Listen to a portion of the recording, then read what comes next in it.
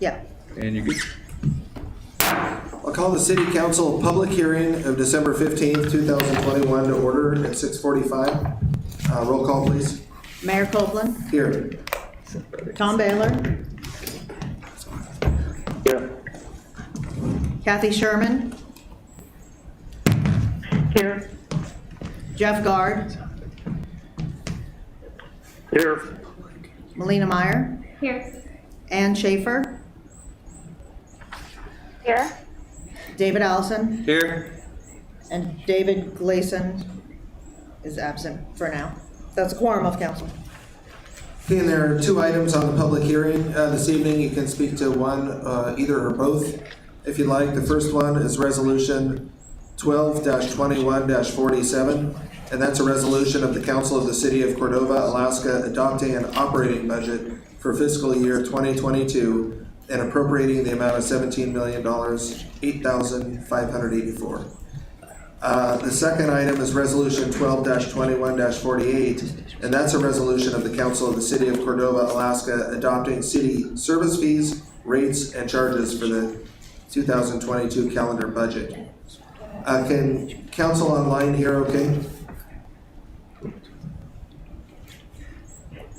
Okay, anyone in the audience that would like to speak to those items? Thank you, Kathy. Anyone in the audience that would like to speak to those items, just come up to the table here and use the microphone, please, so that the council online can hear you. And again, this is two items on the public hearing, one for the adoption of the 2022 budget, one for adoption of the 2022 fee schedules. And you're welcome to speak to either or both.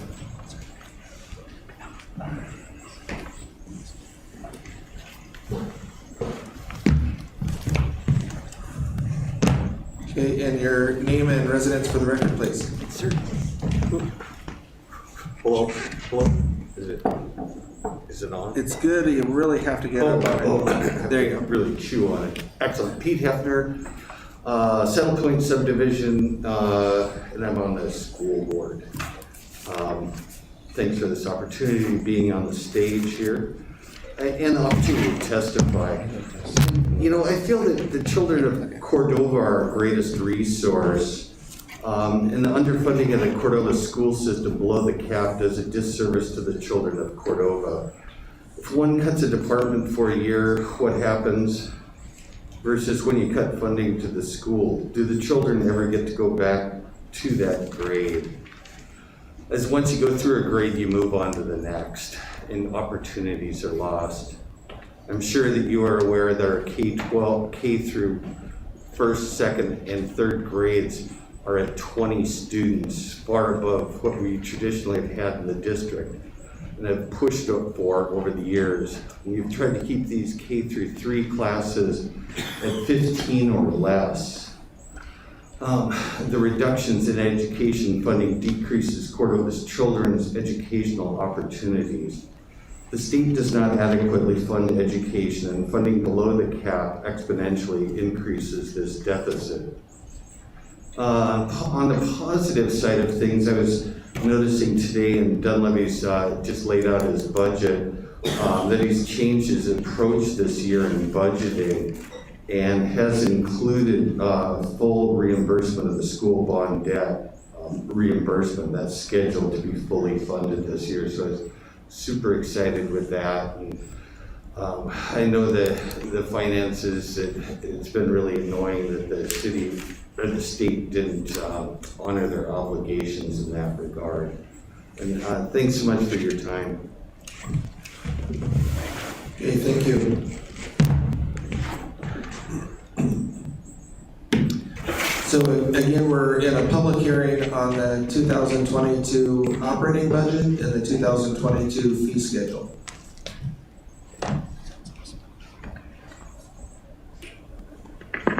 Perhaps the next speaker a little closer to the mic.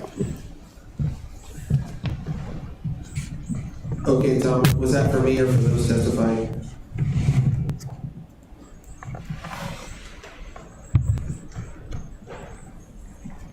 I think they can only hear through that mic, right? Okay, They can only hear through this, gotcha. is the issue. Okay, is it the speakers you were having a hard time hearing, Tom? Now I got you. Okay, thanks. Yeah, we're ready for testimony if you'd like to. Just try to talk at that Polycom, because that's the one. Maybe I'll just stand. That'd be great. That'd be Okay, great. Thank you. Thank you very much for having this public hearing and for allowing me to speak today. Barb Jewell, Mile 2.2 Whiteshed Road, and Chair of the Cordova School District Board of Education. I have had the opportunity to witness this budget development process a fair bit this year, and I'm really grateful for the thought and time and energy that has gone into it. I am appreciative of the city manager's organized presentation and detailed information on the budget, and I know that the whole administration had to work to prepare that. I was disappointed to see that although at the last meeting I attended, it was proposed that the city cash contribution be 1.9 million, and that's been decreased to 1.8 million, which is significantly below our request and our statement of need for $2,044,000. We got to have a good discussion around our budget at our joint meeting, and again, I appreciated the time and energy. And I think that we were pretty clear that we're not asking for wants and bells and whistles, like that's our need. Like with the full contribution that we requested, we were still gonna have to cut things that still won't be enough to fund the programs and services at the school. So with this additional $200,000 decrease from what we requested, we'll have to make significant reductions, I believe. And there will be things that we really need to do, like have a preschool, that we probably won't be able to. And I know that the city also is struggling with revenues and money and things like that, but I agree with what Pete said. Our children are Cordova's best resources.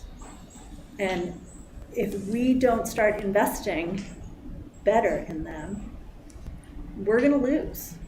We're gonna lose things for Cordova. So I really encourage and wish for you to reconsider that amount and fund the schools at the full $2 million. Thank you.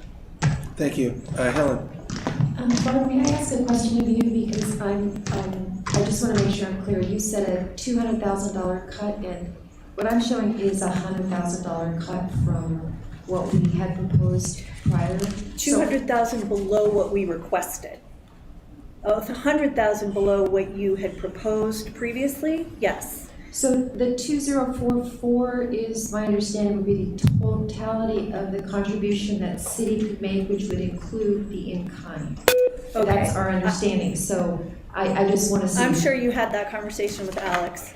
I think the $140,000 in kind. Is that right? 69 and 69? Yeah, it's 139,000, and it is my understanding that that is calculated into the total amount that cities allowed, the maximum contribution. And I just wanted to make sure that we were not unclear about that. I appreciate that. Thank you.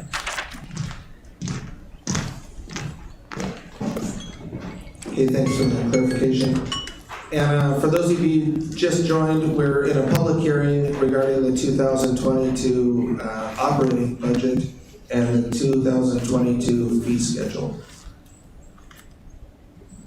We've got about 4 minutes left.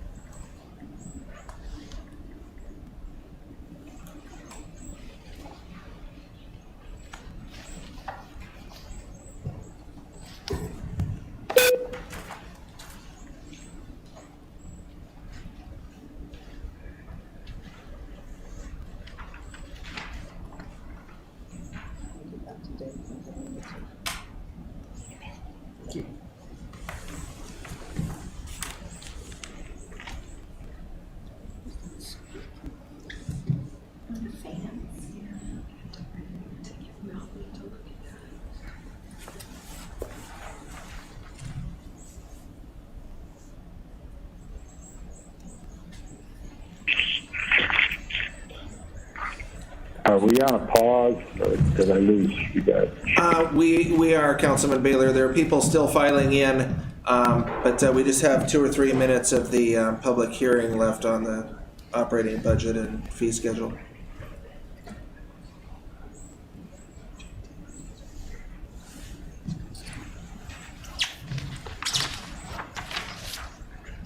Yes, I have a reminder to myself. Okay. Perfect, thank you.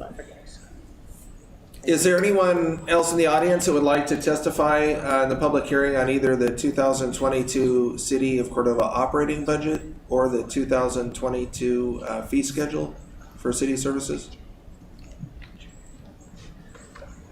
Okay, and seeing none, and if there's no objection, we'll adjourn the public hearing.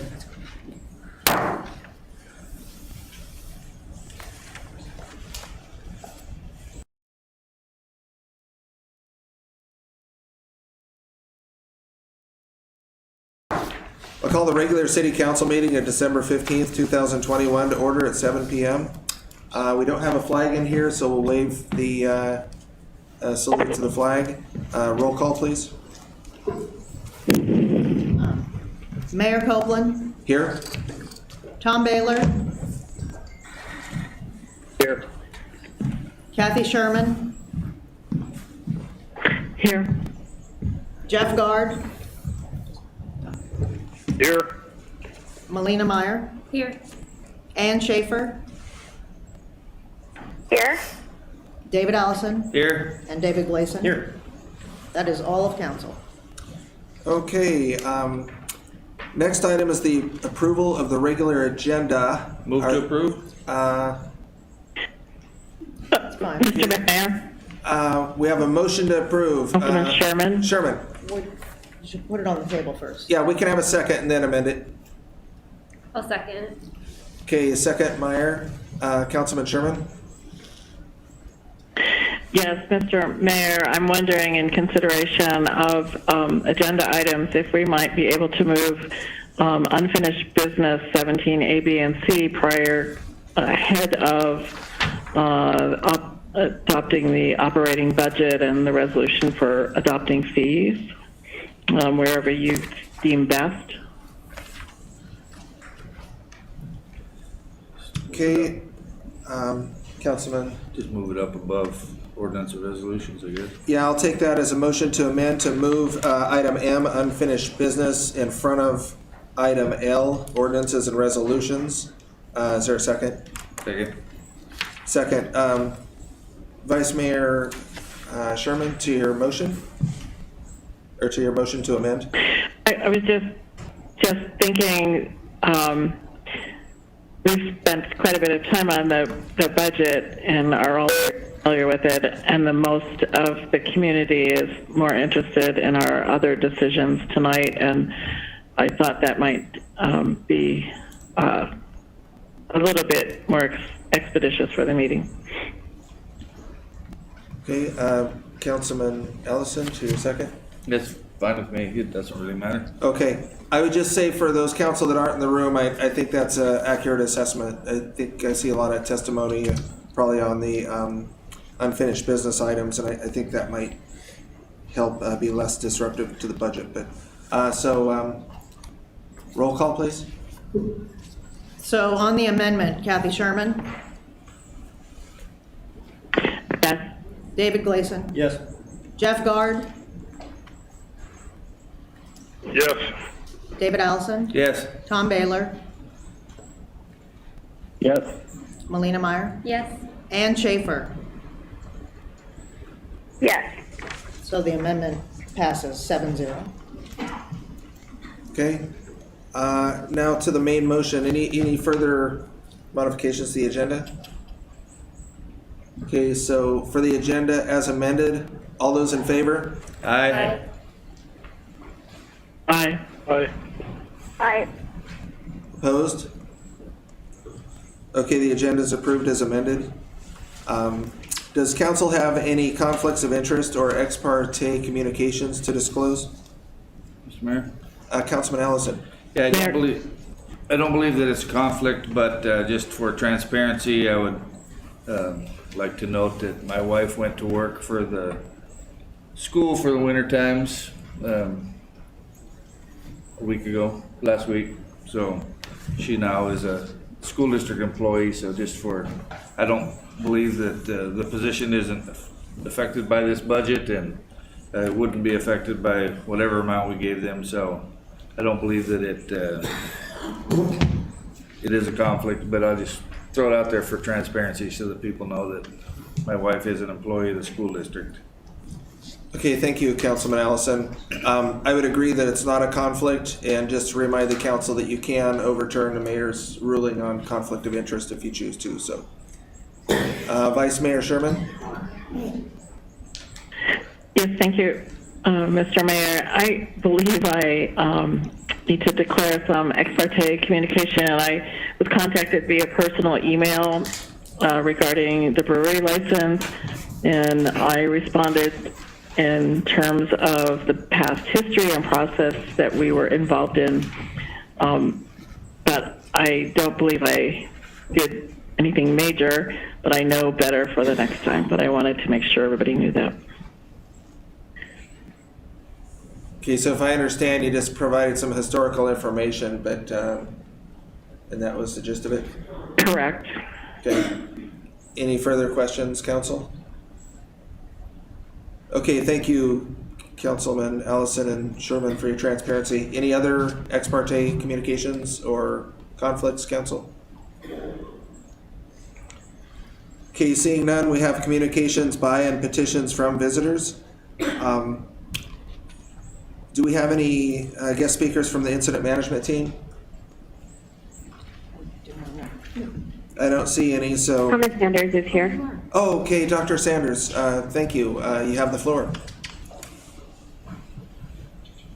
Great, I'll make it quick. Today marks the 1-year anniversary of Alaska having COVID vaccine available. That was a very exciting time, and the year has continued to still be challenging despite having a large amount of vaccine. With the new variant, we are encouraging everybody to get out and get a booster. We do have vaccine available for children age 5 and over. We continue to have 0 cases locally and are celebrating that. We're celebrating that by lowering the risk level and also decreasing our reporting. The medical response team is going to report cases once a week on Wednesdays, and we will increase that reporting should the risk arise. However, we feel very comfortable doing this at this time. I'm available for questions if there are any. Oh, thank you, Dr. Sanders. Is there a recommended time frame after your vaccination when you should think about a booster? At this point, I think most people should be looking at being okay. If you're at 9 months to getting close to 10 months, certainly would want you to start thinking about getting a booster. Okay. Questions, council? Yeah, this is Councilman Schaefer. Councilman Schaefer. Yeah, hi, Dr. Sanders. Thanks for coming on tonight. I was just wondering if you've heard anything about vaccines for kids under 5. We don't have a good time frame on that right now. The studies are underway. With that age group, it's been a little bit more difficult to enroll enough individuals for the studies, so they're a little bit slower to be completed, and we're thinking probably, last I heard, was maybe April, May. Thank you. Welcome. Further questions, council?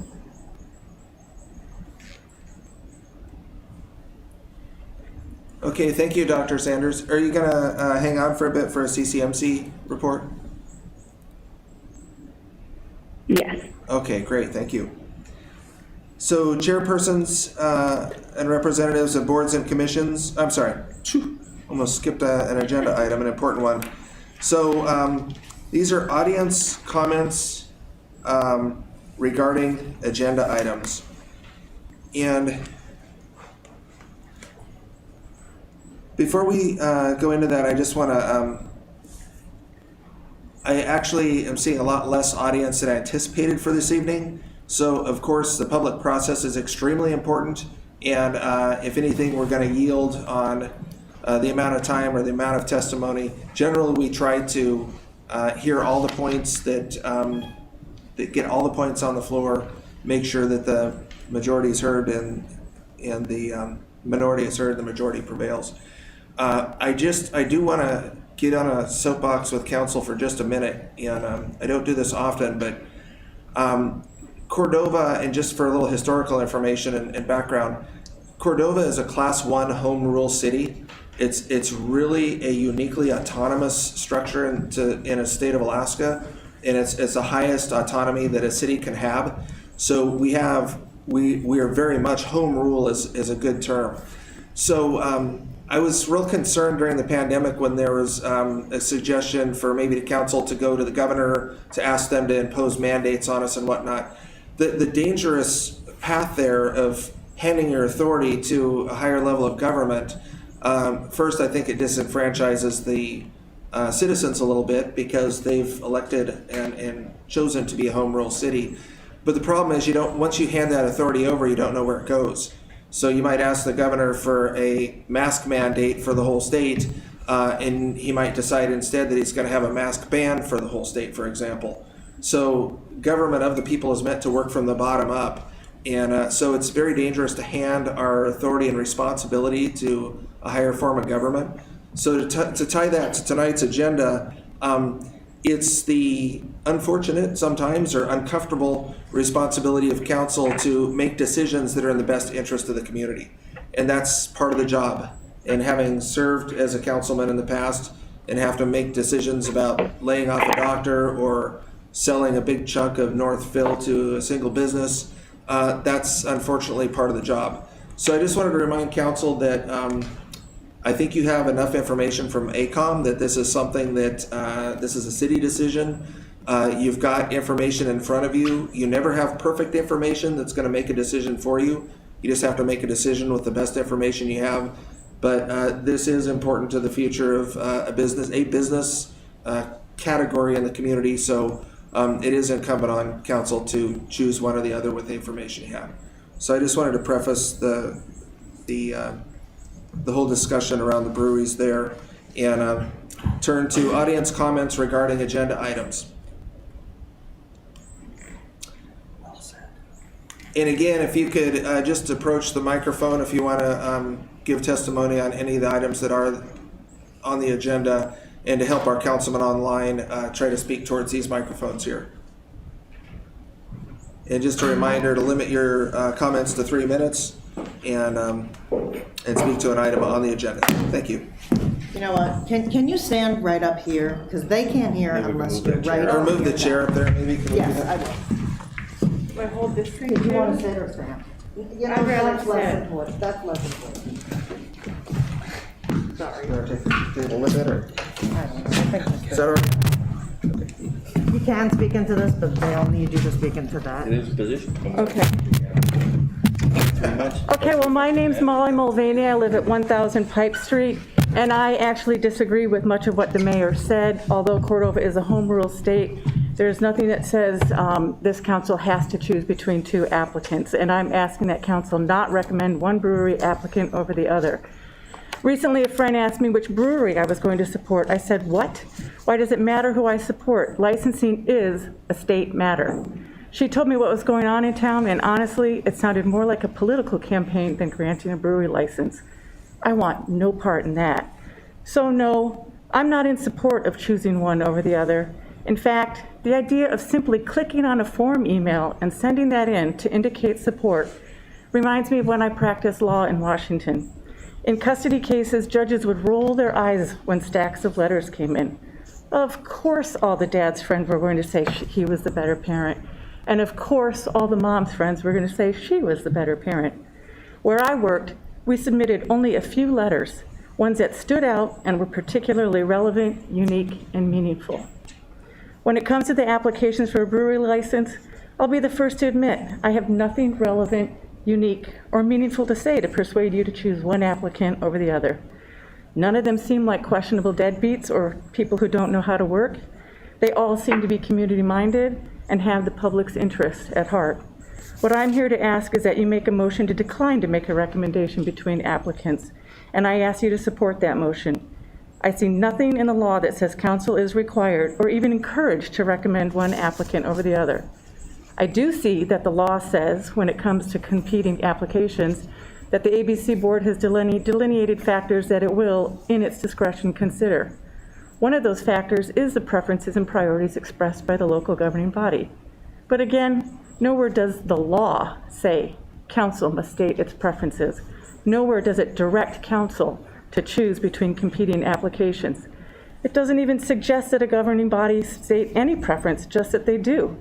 It's a factor taken into consideration in the board's discretion, the ABC boards.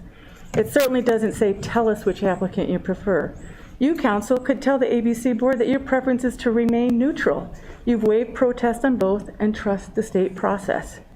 There is no crystal ball that can say which of these businesses would be the best one, that can say which is a better fit for Cordova. That is so subjective. Which one is more community-minded, and most important to me, which one will make the kind of beer I prefer? There is no doubt in my mind that any hardworking entity who has a brewery license in Cordova is going to be successful and sell a similar amount of beer. There's no competition and a ready market. We all want this. There's no doubt in my mind that any entity who opens a brewery will of course, they'll be community-minded, and it will be in the public's interest. Council should stay out of it. Let the campaigning stop. Let town heal from the distastefulness and divisiveness that has come from a campaign trying to convince council to choose an applicant. Council is not required to and should not. Thank you. Thank you.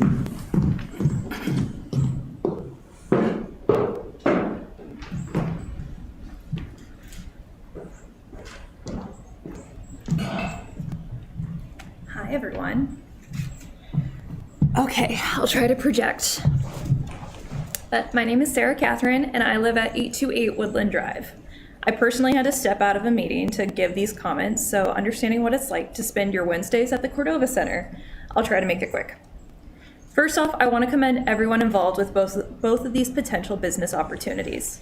It takes a lot of strength and a lot of courage to put yourself in a position like this. But as an Oregonian, I feel I have a moral obligation to speak about all things beer. Living here for 6 years, the idea of there finally being a brewery in town brings a glimmer of hope I had long thought dead. You are being presented with two options, No Road Brewing and Witch's Brew. Let's discuss No Road first. Do I love the name? No, not particularly. It's fine. But I also don't think that there's any need for us to sharpen our metaphorical axes. Do you know what I do love about No Road Brewing? They have an actual tangible business plan. They understand that opening a business here is essentially forming a relationship and partnership with the community, and they're genuinely interested in looking at how they can give back to Cordova. They're open to feedback and constructive criticism. They're actively brewing beer, which seems mildly important, and they took the time to reach out to the community to discuss their brewery and ask for support. The people who have submitted letters, they didn't do it at random. They didn't come here at random. We heard about an idea, we were inspired, and when you look at the number of letters of support, you can see that it was obviously noticed.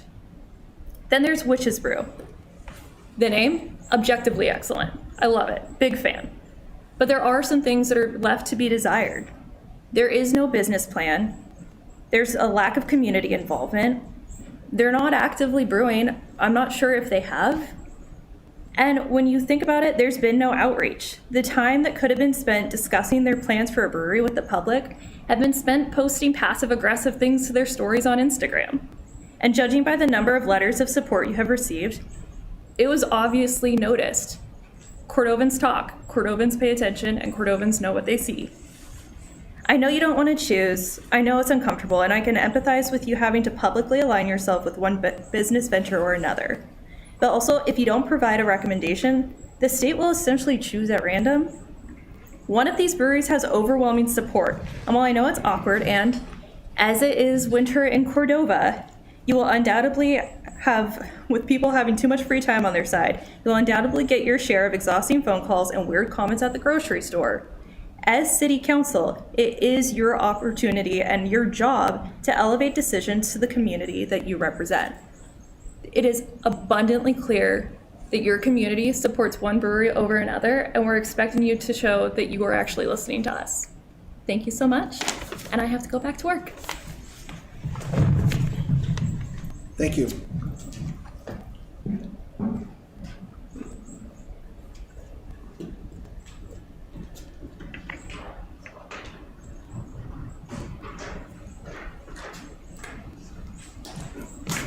Can you hear okay, council, online? Yep. Yes, thank you very much. Okay, thank you. Yes. Barb Jewell, 2.2 Whiteshed Road. I just wanted to come up and be on record for the regular meeting, and also to clarify, and I appreciated the city manager's correction, that the amount pledged in this is 100,000 less than we asked for. And 100,000 less than was proposed previously as well, I believe. And every penny counts, as you know. And so again, I urge you to fund us to our request, please. Thank you. Thank you.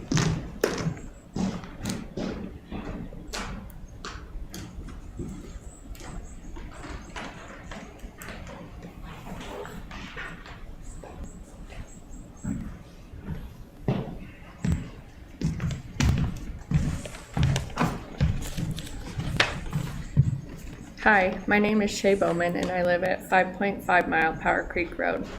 I'll keep my comments brief. I wanted to come here today and show my support for No Road Brewing. When I think about new businesses opening up in Cordova, my first thought is how much are they going to actually be a part of this community? Since moving here, the Finchers have immediately made volunteerism a priority, whether it's countless hours of behind-the-scenes work for Salmon Jam, or even just signing up to help at a table at last weekend's bazaar. Their commitment to Cordova has been more than obvious. I talk about Micah's volunteer work, but I think we all know that it's a long list and that would take a really long time. Furthermore, they have already pledged to donate some of their profits back to the Cordova Community Foundation, hire locally, and create more opportunities for community involvement and development.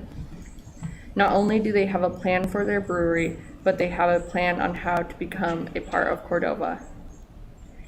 And when it comes time for me to put my vote, then this is the type of business that I'm going to support. Thank you. Thank you.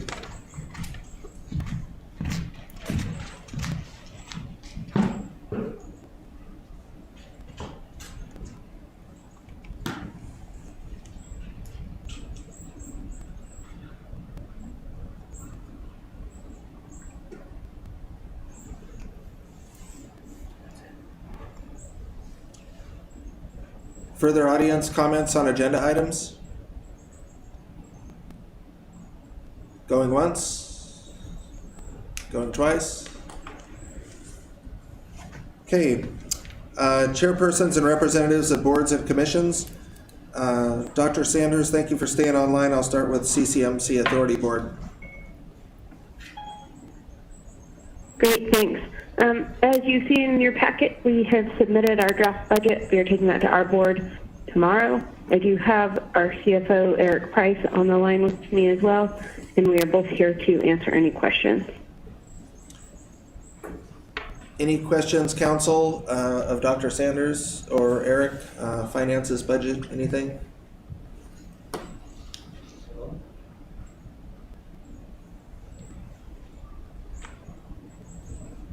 I'm not hearing any, Dr. Sanders. I think that's a good sign, and thank you again for you and your team's great work. Much appreciated. School board. Great, thank you. Thank you.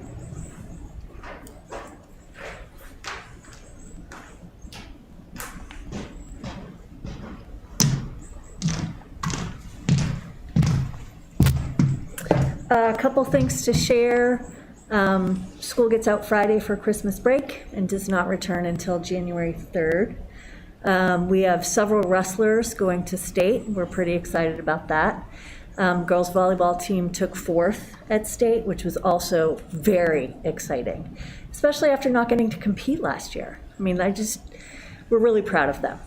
And their flight was delayed, and so they didn't get to their match until 3 minutes before they had to play. So they had a lot of barriers, and they did a really good job. So I just wanted to call that out. You probably have heard we had a meeting last week in which, based on recommendations from the medical team, we will not be requiring masks at school next semester. They will, of course, be voluntary. People can wear them. Some people will choose to, but we are not going to mandate it unless, again, based on recommendations from medical providers or the state, the conditions here change. So the district is working through all the details that come with how to handle if there's a situation which requires masks, either in a classroom or in a school or district-wide, and how that will be determined and how that will be communicated. The decision was made to wait till the beginning of next semester, again, based on recommendations from the medical team, that gave everybody the time after this decision was made to decide if they wanted to get their child vaccinated, if they were not already, how they wanted to handle it, and to be prepared. So we're giving people a chance just to get ready for that. We also today had a work session on our flexible Fridays because the board made a commitment to keep a close eye on that, as it was just a very different path for the district. And so we had a great discussion and had some questions answered by the administration, and people had a chance to ask the board some questions about things. And I'm hearing very strongly that the staff and students are very happy with how it's going right now. That was the feedback we received, and we'll continue to keep an eye on it. And I mention it here because I've had lots of comments from community members and parents, and I want everyone to know that, of course, we're paying close attention to that.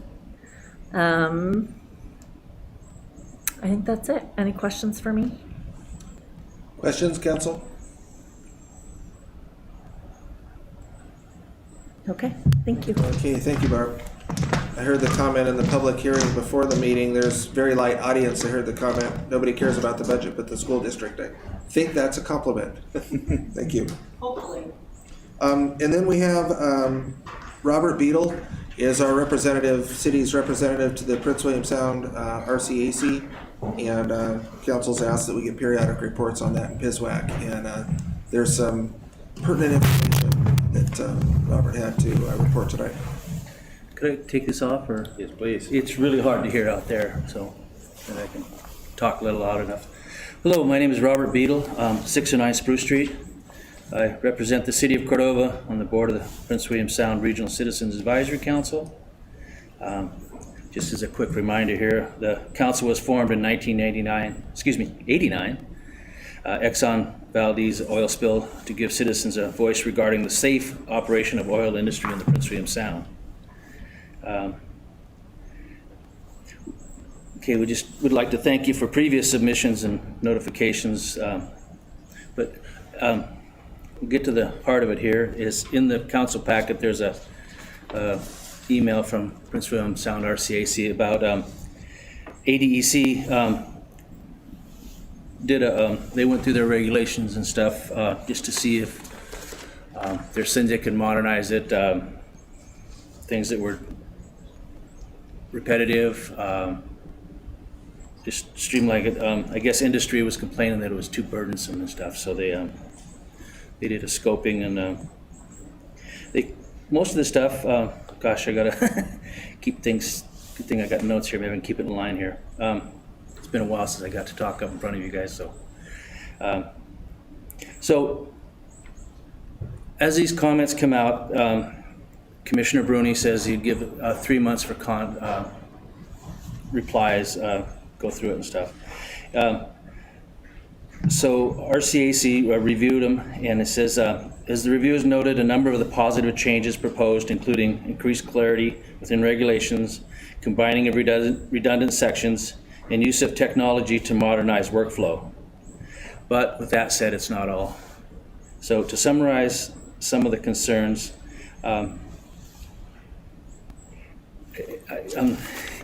gosh, what a hard one to have during budget and all this stuff to read and understand, so I'm gonna assume that it didn't get read heavily. One of the things is clarification is needed to ensure changes do not result in reduction in drills or exercises for any plan holder. So right now I think they can have 1 or 2 a year. And so what they're saying is they want to change it to 1 every 5 years. Now what this does is they practice an event, a spill, an incident, and then they get people all together in the Valdez Control Center up in Anchorage. It's everybody gets together and does and lately it's been virtual, but we think it's good practice. 1 every 5 years, you got turnover, you got a lot of other things happening, you forget. So we're very concerned about it. Okay, and then changes should not result in any diminished emphasis on best available technologies. So in Open 90, they talked about BAT, best available technology. And we probably see that in our own life and different things, work or whatever. Somebody comes out with a new tool that works way better for response. A big thing that came out, they called it a render recover winch. It's on the front of a tug and it hangs on to these tankers when they're going out. And instead of being just a constant tension, you've seen that with take a string and you hold it, and if you it's got constant tension, and if you snap it, you can break it. But this, they call them render recover, constant, or it'll play out. You can set the winch for 100 ton, and if it goes over 100 ton, it plays out. But then as soon as it comes off a big wave or a swell, it keeps a 100-ton pull on it the whole time. That's an example of the best available technology. When these new tugs came out, we really pushed hard for that, and they did it. So what they want to do is change that so it's not it's a maybe, looking at best available technology. They have in the packet, it talks about conference and stuff. They, we need to keep up on it. It could be important. It could save a lot. Next concern is regulations should continue to specify that the Regional Citizens Advisory Councils for Prince William Sound and Cook Inlet receive notification of planned documents for review. What in their new regulations they're putting out, they want to take out the RCAC's automatic C plans, review of the C plans, contingency plans. For tankers, they have, in an event, they have to have a contingency plan, what they're going to do, how they're going to react to it, and same with the Valdez Marine Terminal, the VMT. They have, Shoreside has one. There's a gallon limit on the storage of fuel or whatever. Anything above that, you have to have a contingency plan. How are you going to deal with it? You have to have response capabilities. Well, so every 5 years, that's their cycle, they go through it, is RCA, both RCACs in Cook Inlet and Prince William Sound gets those, and their staff, they comb through them, and are they going backwards? Is there things they're not doing to keep the safe transportation of oil?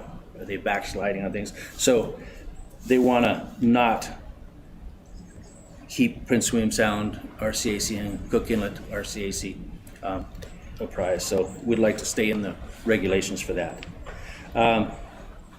There's more information in the packet, in your agenda or council packet there. That the deadline for comments is by January 31st. So this is to give you time to think about it. If you have any other questions, I'd be happy to answer them. And then, yeah, okay. Councilman Gleason. You're talking about reduction in training. That doesn't affect SERVs or Alyeska, right? They're just talking about facility. I'm thinking, and Betsy was supposed to be online, staff. Maybe she is.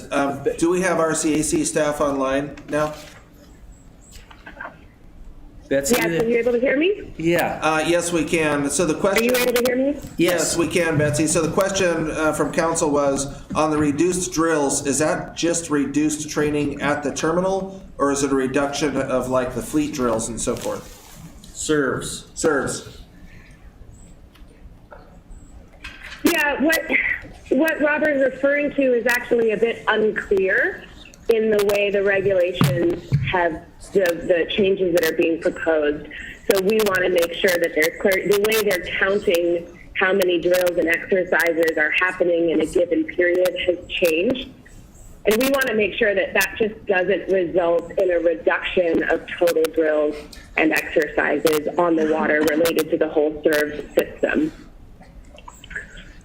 Okay, great. I think that answered the question. So it's unclear enough that it could be interpreted that way. So, But it, there again too, it's, Correct. So we're asking for clarity, exactly.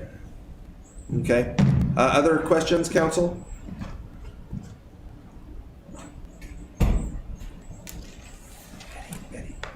Betsy. So Betsy, I'm just gonna reiterate what Robert shared to make sure we got it. So three major concerns. One is the reduced drills we just talked about. The other was to remove automatic review by the RCAC of the contingency plans that happen every 5 years. And then the other was that use of best available technology is more optional now. Did we catch that? I would agree those are the concerns, yes. Okay, and then public comment on that's due by January 31st, 2022, so we got some time, a little bit of time. right, and Betsy here and Brooke, and there's a few others, that if there's any questions or clarity, we can, reach out to staff. And I'd be happy to be part of that or Okay, great. help facilitate anything. Any other questions, council? Councilman Allison? Not a question per se, but maybe for our second meeting in January, when is that? Middle of January? Yeah, 19. Maybe for that meeting, we could have a resolution prepared by Betsy and RCAC staff and Robert for us to Enumerate those three concerns? Yeah. Okay. I'm seeing nods by council. Is there any objection, council? Okay, did you catch that, Betsy? If you could work with the clerk, we can get a resolution of support for the council for at least by our second meeting in January. Be the third. I heard that. You'll be happy to work with the clerk on that. And for any individuals who are interested in learning more and posting comments, we do have on our website, pwsrcac.org. There's a link right there where individuals can also go if they're interested in learning more. Okay, well, thank you very much for calling in tonight. Is there other questions, council? Comment. Councilman Meyer. I just really appreciate you coming and giving this presentation. I think these are really three important points, and I would gladly support a resolution from the city to go towards making sure that these stay the way that they are. Thank you. Big concerns. Well, it's done a really great job. I mean, it's been since '89 since we had a major, and a lot of this just being aware is really, it's really paid off. We can worry about other things. So. Other questions, council? Thank you, Robert. Okay, Robert, thank you very much for Thank you, reporting Robert. tonight and also for just not reporting all the time when there's nothing to report, but reporting when there's something. Oh, I could keep you busy. important, There's, but you're pretty busy now. You're doing good. Thank you. Thank you all. Okay, other reports of commissions, boards or commissions? I think we got them all. Okay, we don't have a student council representative, so consent calendar, 3 items. Council action to waive the right to protest a renewal of a packaged liquor store license for Alaska Commercial Company. Council action to waive the right to protest the renewal of a beverage dispensary, the Moose Caboose, and minutes of the December 1st, 2021 regular council meeting. Would council like to set any of those aside? Okay, hearing none, roll call please. Ann Schaefer,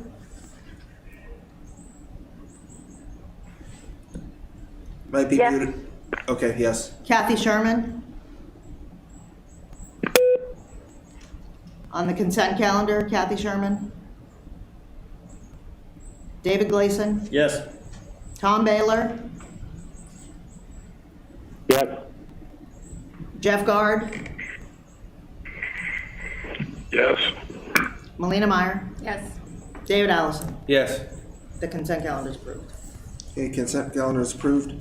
The minutes were in the consent calendar, and then we don't have bids to consider this evening. For the mayor's report, I'm just gonna mention, I know we've had a lot of focus on the pandemic and have done well. Cordova's done very well. But we've got another underlying problem, and it's our drug use and some of the disasters we've had with that over the last year. And I know CCMC and Focus Group has really been working that issue, but I just want to kind of elevate it to council's attention. It is being noticed by legislators outside of the communities at the state and federal level, and we're not alone in this, but we've really had some tough, pretty large numbers for a community our size. So two things: one, just important to keep it in our radar, but also recognition outside means there may be some resources available as well. So I just wanted to mention that. I participated in the Southeast Conference Transportation Committee telephone call yesterday, largely because of the Marine Highway System. They did discuss aviation and highways as well, but there's a lot of funding available in infrastructure packages and also on the Department of Energy side for electrification of marine highway systems and efficiency improvements. And that has Senator Murkowski worked to get that into the budget, and also it's something our state administration is supporting. So there's opportunities there, and I just recommended on Cordova's behalf that we maybe take a regional approach there. I think we might be successful in accessing some of those national grant funds. And there is a February 10th meeting in Juneau, transportation, a day-long workshop that I would recommend Cordova participate in one fashion or another. So that's most of what I had to share for our mayor's report this evening, unless there's any questions. Okay, hearing none, city manager's report. Thank you. I do want to let you know that we are making progress with our union negotiations, but it is slow. And I would say that is mostly due to the fact that whereas in prior years, all the parties in the negotiations would come into a room together for a week and hash it out and wouldn't leave until it was done. Now we're doing everything by Zoom, and so we might meet, a day here and a couple hours there, and it is a slow process, I do not expect we will have an agreement completed until the very end of January. I'm just giving you a heads up on that. Also, our audit, which we normally would have had in September to look at, we are now expecting our first draft in the middle of January. Again, COVID seems to be at play here. The federal government has awarded an extension to every government entity and every nonprofit that forms that are normally due in the early part of the fourth quarter are now, there's a 6-month extension. That affords our auditors some additional time, and apparently they have been having some staffing concerns. So we are not in any sort of jeopardy, but it does leave us in the dark, and for that I can only hope that next year will be better. And then the third thing I really want to do is really speak to city employees who are earnestly working on behalf of everybody to remove snow, to find their way to get your trash removed in the middle of snow berms. And every city employee is working really hard to navigate around the snow emergency. And I do believe Sam. You need to speak to that. Okay. Because this doesn't. Okay. Sorry, Sam, nobody are you can on hear. the line? Sam should be on the line. I am. So I want Sam to give an overview of what's happening with snow. I think we've all learned a lot in the snowpocalypse year some time ago. And I know that the Public Works team is very, very actively staying on top of the snow. There are, of course, some challenges, which Sam will allude to, but I'm really feeling like I hope everyone is understanding the hard work that's being done and the real concerted efforts. I don't think our guys have had a day off since Thanksgiving. So with that, Sam, if you want to give an update on our snow removal, that would be great. Sure. Hey, Susan, did you hand out the write-up, or do I need to go over the entire write-up? You need to do it all. I didn't hand it out. Sorry. Okay, thanks. It's okay. I just wanted to make sure. So first and foremost, I just want to give my appreciation to the Public Works Department, and the street crew is doing a great job, but also Malvin is lining out and getting all the roofs shoveled and orchestrating that and working with the street crew to get that snow into snow dumps. The water and sewer is cleaning their own spaces so that the street crew can be there. Refuse is also helping any way they can, including doing some overtime to help the street crew. So it's been a pretty joint effort. And I'm just going to run through a couple bullets, and you can ask any questions you would like at the end. So currently, we have one temporary operator hired, and he is working. We have a loader and operator on contract. We have supplied the hospital with a plow truck and a sander box, and they are moving snow. They are moving the snow within the parking lot, especially during times when the snow is building up after the street crew is already cleaned. And so, but the street crew is in there moving the big snow piles. And I'm not sure if you all realize this, but we have opened the road from the airport to the landfill 5 times since the snow has started. And that's pretty much a one-day project for the grader. So the state, who is very understaffed and doing a great job with what they have, is not maintaining that road. When it's open, that's city crew getting out there. So we've done that 5 times. But we are trying to help the street crew, and we're leasing a grader from Eagle Contracting, and we're going to leave it at the landfill. Both Aaron Nima and Aaron DeVille are very capable of running that grader, and so they're going to help the street crew by keeping that road open all the way from the highway to the landfill. We have shoveled the high school, the elementary school, the Darky 1 time, and the public safety and the EAC water treatment building 2 times. Right now, the shoveling crew is focusing on the lift stations, the pump stations, and the fire hydrants, while the street crew is clearing around the high school so we can start on that roof. Once that roof is completed, we'll go to the grade school. And of course, we're always addressing requests and complaints as they come in. So that's our daily kind of gig. We are also trying to be prepared in some things that we have mobilized and are in the works we have 2 loaders with operators that we're trying to get coordinated. We have 3 operators that are filling out on-call applications. We are accepting applications for shovelers, and we'll continue to assess snow and the needs as this goes on. And I think it's super important that our crew, our main crew, has the ability to get some downtime. They're very amazing and very invincible, but they still got to sleep. So we're working on making that happen. And I might have skipped the part that we actually have a swing shift going, and 1 street crew person is involved in that, and the hired operator, the temporary hire operator, is working that shift. So if y'all have any questions or suggestions, I'm open. Councilman Gleason. I would just say whatever you need, we're gonna have to get the stuff that you need to you, because this is not something you can say no to. The snow doesn't turn off because you don't want it to be there. So whatever you need, just make sure to tell Helen if it's something that we have to vote on, and we'll we'll get you what you need. You're doing a great job, by the way, and so are your guys. And Sam, I think, just to let everyone here know, Sam pretty much made it clear that the budget is gone for snow.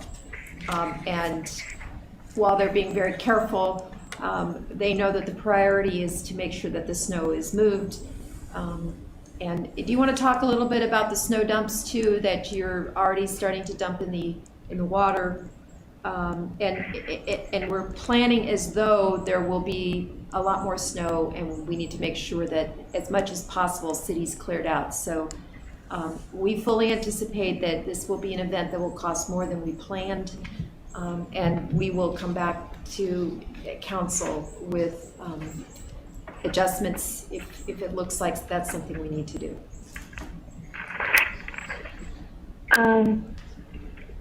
I'm not, yeah, Helen, you really broke up. It's really hard to hear you. But I heard snow dumps and how we're dealing with that, and the night crew is moving the snow dumps. The darky, the one by the public safety building, the multiple ones at the public safety building, those are being moved almost, well, they're being moved definitely after every big snow, and they are being pushed, taken down the south hill and pushed into the ocean. We are not pushing directly into the harbor except for downtown council because you get too much snow in there and it'll start to freeze. And if we need to move some of the bigger snow piles, such as the one behind the high school, the one behind the old museum library, we will probably get some dump trucks and move those in the evening with that night crew. Right now, we're okay on those bigger piles, but we're watching them and assessing weekly on those. So hopefully that answered your question. If I just want to add for CEC's part, we've had a couple of outages now, and we at CEC too are suffering of turnover and employees and whatnot, and doesn't necessarily know where every piece of equipment is. So I would just remind that we can treat equipment under snow just like digging underground. If you need locates or have to plow somewhere where you're not used to, we can come out and paint the snow and whatnot where there's electrical equipment. We had an outage right after you left this afternoon, Sam, and had people out for 3 or 4 hours, and at these temperatures that can lead to bad things. So, but thanks for your great work. Any other questions on that piece of the manager's report, council? Okay. Sorry, Sam, were you going to add something? Nope, I'm good. Okay, that concludes the manager's report. Any other questions on the manager's report? Okay, hearing none. Clerk's report? I'm just gonna say one more time about the election that's coming up March 1st, 2022. City website at the very bottom, there's an election information tab, and you can look there for all the information that you need, or call or email the clerks for that information. That's it. Any questions, council, the clerk? Okay, hearing none, we have the staff quarterly reports included in the packet and correspondence. Any comments or questions, council? Comment that there was a lot of Okay. correspondence. There's a lot of correspondence, just 3 items, but a lot of correspondence. Well, each one is, several items. Did you see? I just put them all. Yeah. Okay, hearing none, and council, this is where we get to where the agenda was amended. So we'll consider items M first under unfinished business. The first item is item 17A, Witch's Brew Startup and 3-Year Business Plan, and a 10-minute presentation. In the backup for that is on page 138.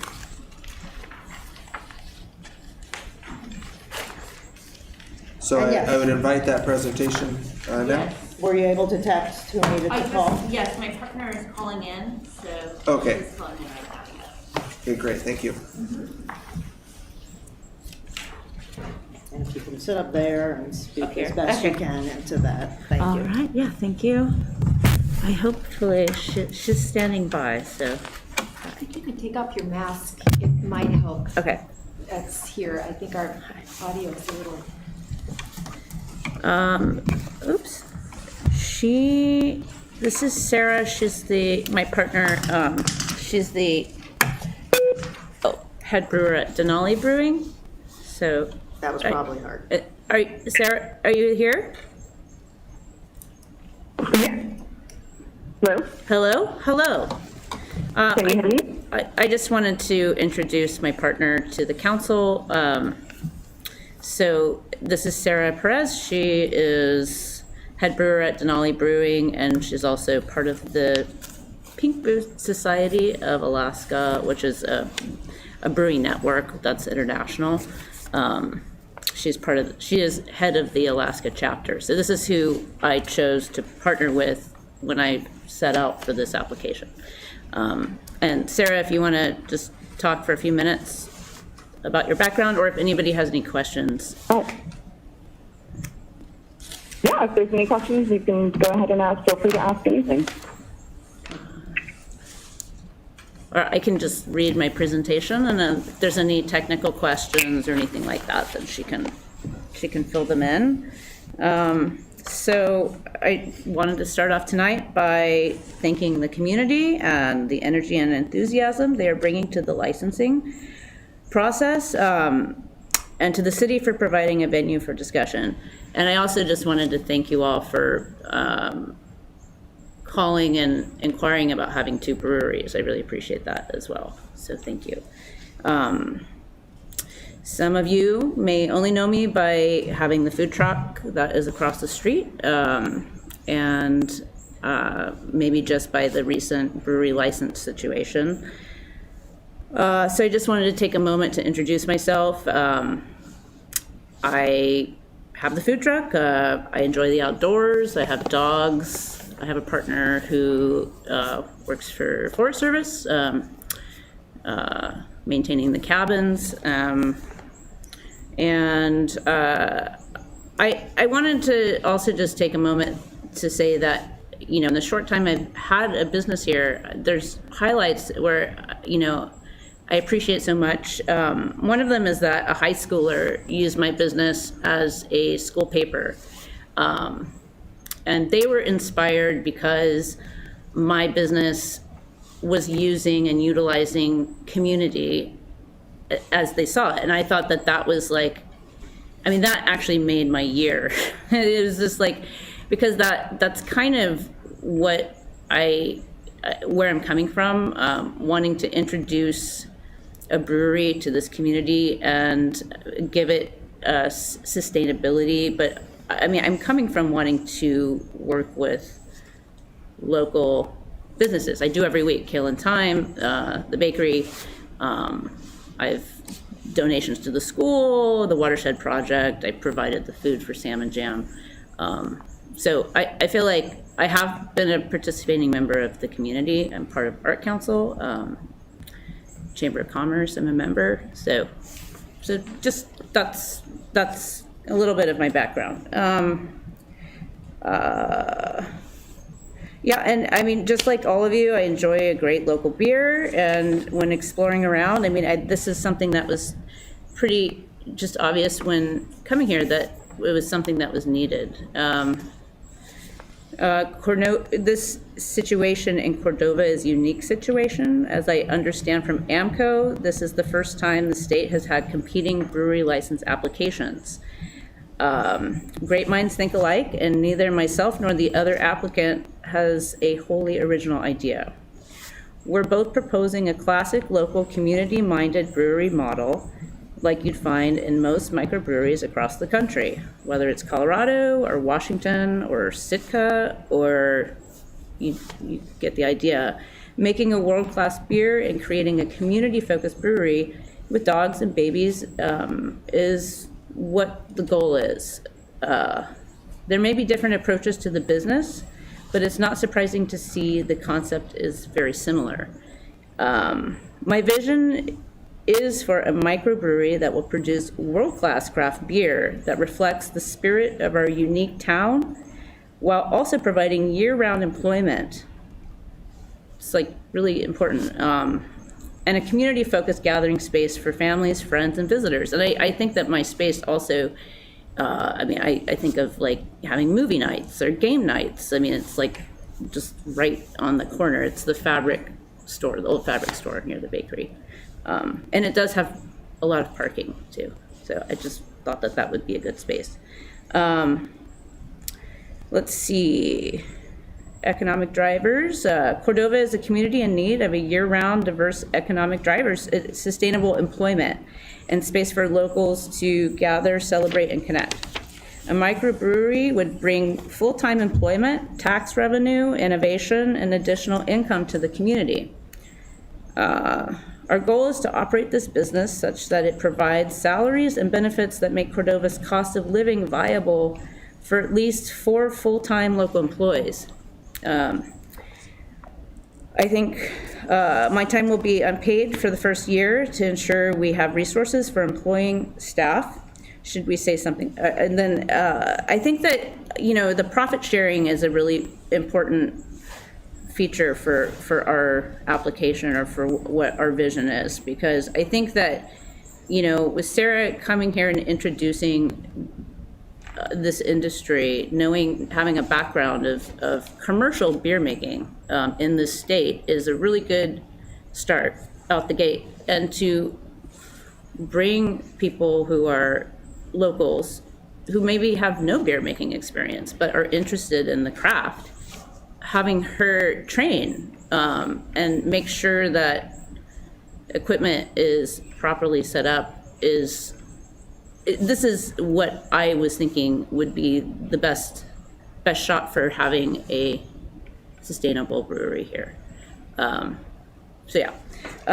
see. Our model will be a win-win for the community, and I'm fully dedicated to success.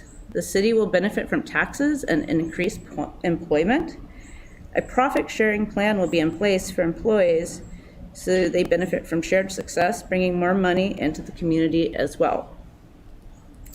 We will operate 11 months out of the year at a minimum of 4 days a week. This provides a 1-month break for staff to travel annually. We want, like I say, to produce world-class beer that utilizes Alaska and Cordova products when available. I'm interested in partnering with a new and up-and-coming kelp business who just planted seed, I believe this year, will be ready this spring. Working with locals is awesome. We want to produce and provide non-alcoholic options for families and non-beer drinkers. We want the space to be a community space, like I say. That's the vision for it. We will continue to partner with our local producers within Cordova to provide pop-up dining options and markets for locals. And as an existing food wagon, food trailer owner, I know that there's a couple that are new and up and coming that we're just starting towards the end of the summer, and I definitely want to share and work with them as well. I think the more the merrier. It's really exciting when people are wanting to bring commerce to a small town. That would be something that we would consider. Additionally, we won't be a restaurant. We welcome takeout food. That's what I'm, Powder House, or takeout, if people want to bring sandwiches or picnics or tailgates outside in the summer and share beer, then that is part of the vision as well. Each year, we'll invite community-focused nonprofit organizations to apply for annual nonprofit partnership percentage of sales and kind donations. So this again happens, I've noticed from studying with the beer industry, is that, there'll be a beer that's dedicated to, it could be like the Salmon Jam beer or any type of nonprofit that is looking for funds. We would be open for doing that, to where like $1 would go to that organization. let's see. Okay, so when it comes to equipment, Sarah might want to jump in on this, but we have a consultant. This is Sarah, who's listening, from Denali Brewing, who is supporting setup and training for the brewery to ensure we meet all requirements and can produce the highest quality product. As part of this, we will be asking for anyone in Cordova who is interested in becoming a brewer. I've already been over this. We've had conversations with a couple individuals already for equipment of small breweries that outgrew their equipment. But we are also looking at, Sarah, what were the equipment models that we were looking at? There was 3. A lot of it has to do with measuring a ceiling, but is that something anyone's interested in? Or? Okay, so you're at 10 minutes. Oh! So I just, Okay. Oh, we wanted to start with the 3-barrel system. I mean, I guess I just don't, what exact information I want to do make you sure want? that both get equal time for sure. Oh, okay. If there's no objection, council, to extending a couple minutes, few minutes. Can you wrap up in a few minutes and then? Well, I'll let Sarah wrap Okay. up. I mean, Sarah, is there anything that you want to say as far as input with this process, or just because you've been through many of these processes, or? Yeah, just, if there are any other additional questions in regards to size of the brewery or any other equipment information, I can assist in that. But otherwise, this is one of those wonderful things that you can bring to small town Alaska, which is craft beer. It's the fastest growing entity out there right now. So, however I can assist, I will be here.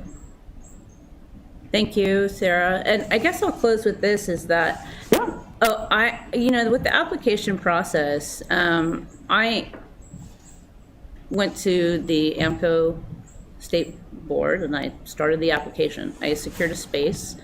I had obligations for my current business for December, and as I understood it, was going to wait till it was going to be January in Juneau. I think that I was coming at this once I learned there was another applicant, with consideration that there was another applicant. And I have another business that I'm running. But I think that my feelings about this process has been interesting. I wanted to wait to see if I got the license to begin branding, and also the name, the DBA, might even change. But I wanted to wait to actually get the license. I got the space, I got the funding secured. I wanted to wait to see what happened. I think that this campaign, and I know that the other party really wants a brewery, and I support that. I think that this campaign has created a lot of divisiveness, and the reason why I haven't petitioned people or my customers is because I believe that my business, whatever I do, or say on my page on Instagram, has nothing to do with actually my business in Cordova, which I've made really clear is a neutral zone, like politically everything. And I think that out of respect for the other applicant and for customers who might prefer the other brewer or whatever, I kind of went there a little bit like, oh, do you want to support me? And I know that I've had I appreciate the letters that have come in, that have been written. But because the community is so small, to put people in this position it felt awkward. And to be honest, it's fine if people have preferences. But as I understood it, the application process was completely different. And I was planning for meeting with you if I got the license with plans, with the building and presenting that. And that's what I've been working on with Sarah, and silently, not publicly. I mean, to insinuate that I haven't been working on a business is publicly is kind of like, I just feel like is a little bit unfair. That's just my feelings about this situation. I know there's a lot of pressure with it.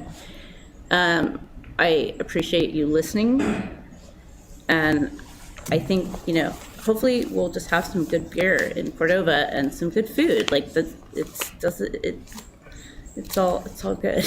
It's all good. Okay. Thank you. So, I'll, Is there any other questions? stop the clock on the presentation then. So, Okay. questions, council? I just had one. Yeah. Councilor So Lacy. you Yes. have Denali Brewing, which they make awesome beer. Yeah. I like it.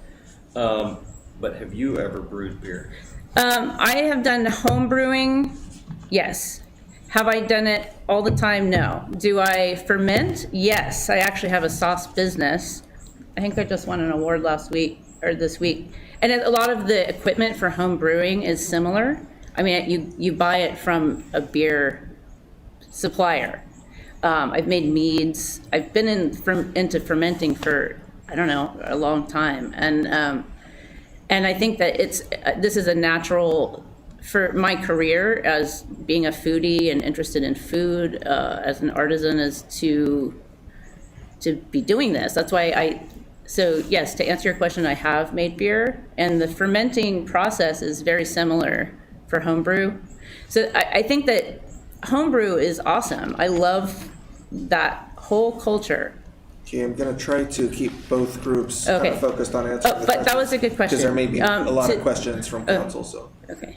Did that answer your question, Councilman? Yeah, so I basically sought a partner that's a pro, just like with the food wagon. It's like I seek counsel with people who do this, who are really, know what they're doing, like they do. So this is the person that I'm partnering with to do this venture, because I'm interested in it. I want to introduce the industry and teach it. I guess what I'm getting at is, does it pivot on Denali Brewing coming in to help you? Well, I'm not partnered directly with Denali, but I'm partnered with someone who is the head brewer of Denali. So she wants to come here, once I get the license, and train, set up the equipment. I mean, there's so much about it, like grains coming in, grains coming out. Overproducing too much beer can actually tax the water system, and there's a lot to this that commercially that she knows. That's why, I feel like responsibly was having conversation months ago and seeking out the right person for what I was wanting to do, or what I want to do. As a home, a home brewer and a commercial brewer is completely different. And I want to start out with someone who knows Alaska beer, where if we make a great product, then we're already in the game. So it creates this industry within Alaska. And I don't know, that's where I was coming from with it. And I'm actually think I would make for a really good brewer because of just the fermenting that I do for sauces and flavor profiling and things like that. So it'd be a natural thing for me to get into. It would putting money from what I'm doing now into an interest is what I'm doing. Okay, thank you. Yeah. Okay. Is there any other questions? Yeah. Councilman Meyer. I had a question. You mentioned maybe not serving food. Are you planning on maybe keeping your food wagon or having that be a part of it in some way? That's a good question. That is not part of this. I am planning on keeping the food wagon. However, I don't even know if it would be at the location of where I want to do the brewery. That's also to be decided. The Coho lot that I have the lease at is up. I think this is the last year. The community has, just off subject, wanted that to be a food court, so the other food wagons are welcome to share that lot over the summer. So I'm not quite sure. I want to find employment for my food wagon, And So you're planning on that being like the brewery first and your food wagon is kind of a separate business? they're separate to be businesses. decided? Yeah, they're totally separate. And I plan to keep the food wagon too, because I really enjoy doing it. And again, it's like a new thing for me. So building up the menu and working with more local and Alaska vendors, I'm excited about. I don't know, salmon burgers are coming, veggie burgers are coming, you know, like I'm working on it. So yeah. All right, thanks. Yep. Other questions, council?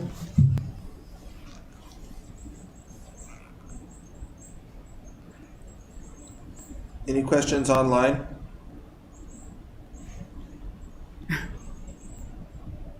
Okay, thank you very much. Thank you very much. Thank you, Sarah.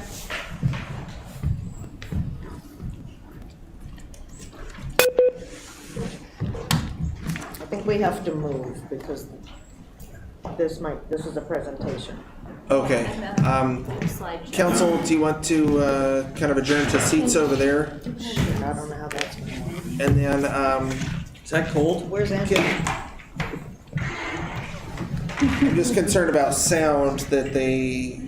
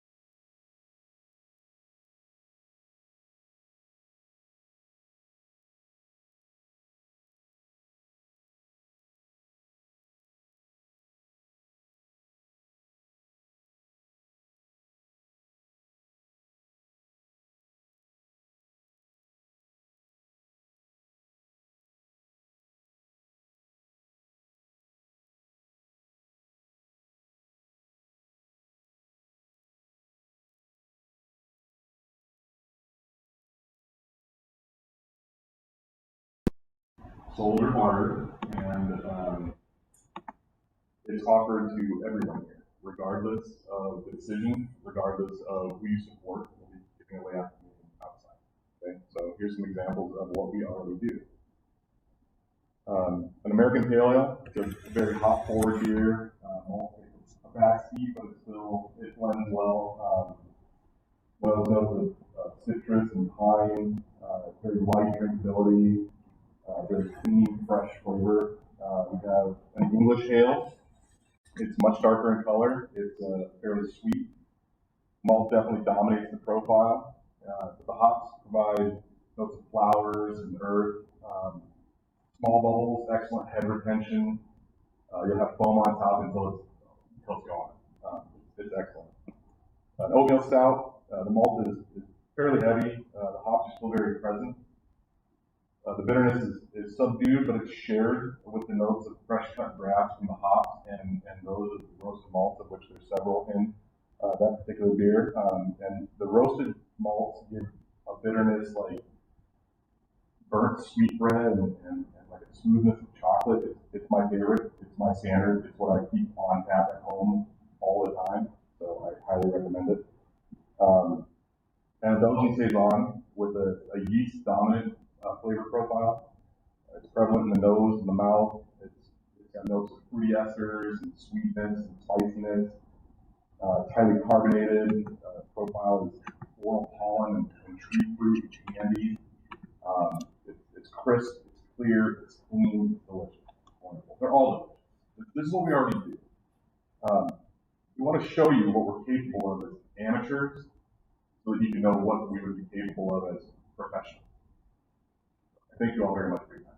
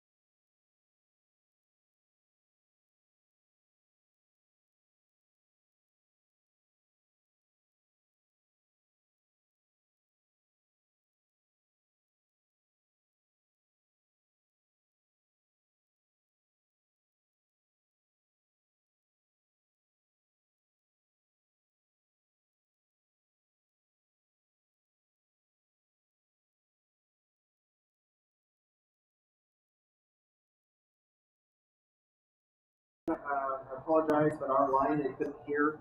I didn't know that until. So, council, any questions? I guess I have a couple. So I kind of went down a rabbit hole of AMCO licenses because I know there's a lot. There's a lot of seasonal tourists with the regular beverage dispensary licenses and then the brewery licenses and how we're only allowed to have one. Do you guys have any plans of growing to becoming a brew pub in Cordova, which would possibly open up another brewery license? Like one of us could potentially apply for. There's definitely disadvantages. You can produce less. So if we hope to grow in the future, it definitely prohibits that. You also don't own the license, so like the state still owns the license. So if we did want to transfer it, we can't because the state technically owns it. So if we ever wanted to move a building, like you can't do that with the brewery license. You have to, or the brew pub license. Sorry, you have to like reapply. Well, I definitely would look into it a little bit more because I thought that too, and I was like, why would anybody get a brew pub, and who has a brew pub license? And some big ones do. Also, You can only transfer it with the extra license that you'd be getting. Yeah. advantage is that you do need another license for it. Like you can't just serve beer with your brew pub license. So if you had like a restaurant eater, I think the way I understood it is if you had a restaurant eater license or like another beverage dispenser license, then you could like serve beer. But you can't serve beer with exclusively a brew pub license. At a brew pub, not at a brew. For brew pub, right? Yeah. I guess I was just asking if there was long-term plans because I know that that expense is a very extra expense. Just curiosity. Idea of like somebody else's is totally reasonable and like should be explored. But I guess that's where my hesitation is coming into this is because you have to have a brewery license to become a brew pub. And so because you have to have it, you don't think so? Well, I'm not sure. That's just from what I saw. In fact, I actually don't think you can have a brew pub and a brewery license. But you have to have another, like either beverage dispenser license or restaurant eater license with the brew pub license to serve beer. And I absolutely think it's like a great alternative for like one of us, you know?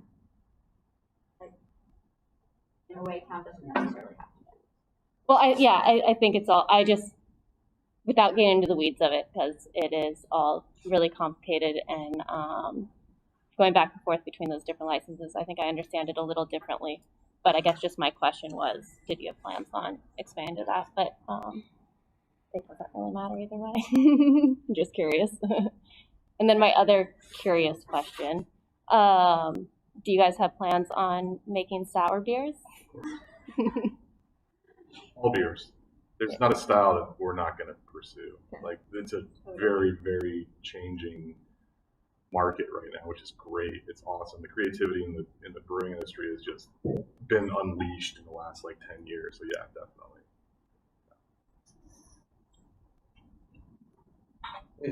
Council?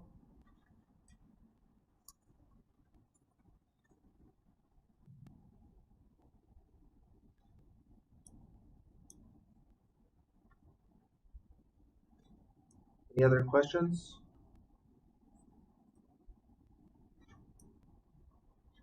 Can we present again into the microphone? Yeah, I don't know what to say about the tech. I didn't realize till after the presentation that Councilman. So Council online, could none of you hear any of the presentation?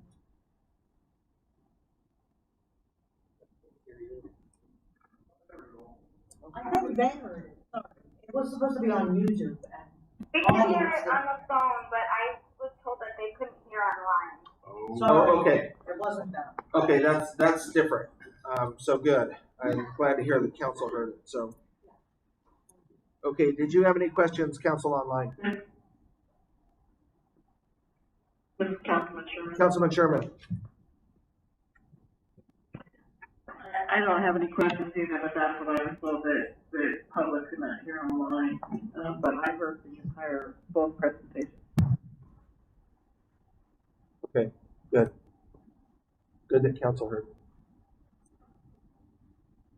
Okay, not hearing any other questions. Thank you very much.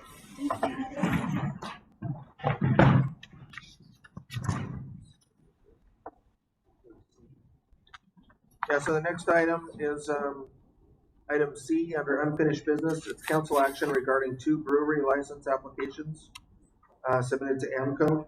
And what's the will of council?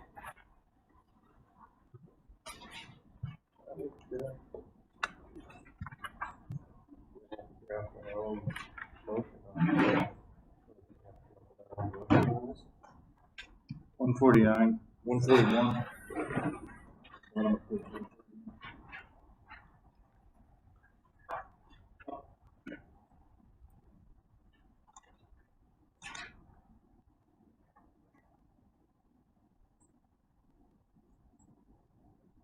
I'd make a motion to recommend that the Alaska Alcohol Beverage Control Board approve the application of No Brew Brewing for a brewery liquor license in the city of Cordova.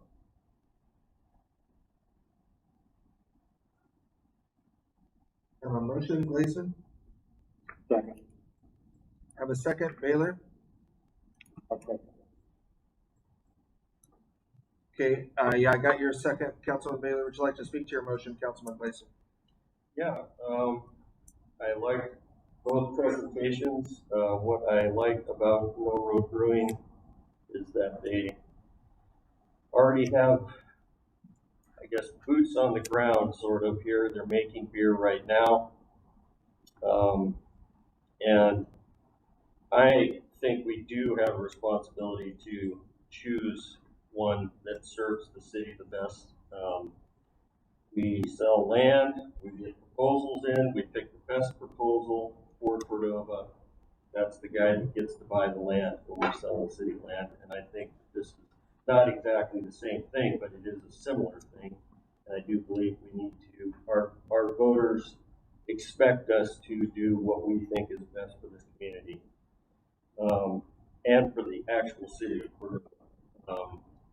I liked the proposal that, or the presentation that No Road Brewing had. It really didn't leave me with any questions. So, and I point to page 143, section F. If we choose not to pick one, this is what AMCO is going to do. If there continues to be competing applications after the steps in B, C, D, and E of this section are taken, the board will, in its discretion, conduct a drawing to determine which remaining application to approve. And I'm not going to look at that. So I think we make a recommendation, and hopefully they follow. That's all I got. Councilman Baylor, would you like to speak to your second?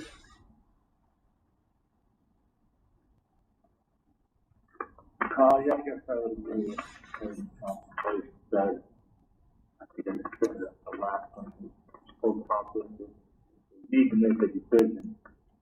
Not wait to hear from the rest of the council, but if we're gonna approve one over the other, I would definitely go with more you. And I kind of, so before I fall back on my days of planning and zoning, that we would look at land sales, that we would kind of look at the proposals and make a decision.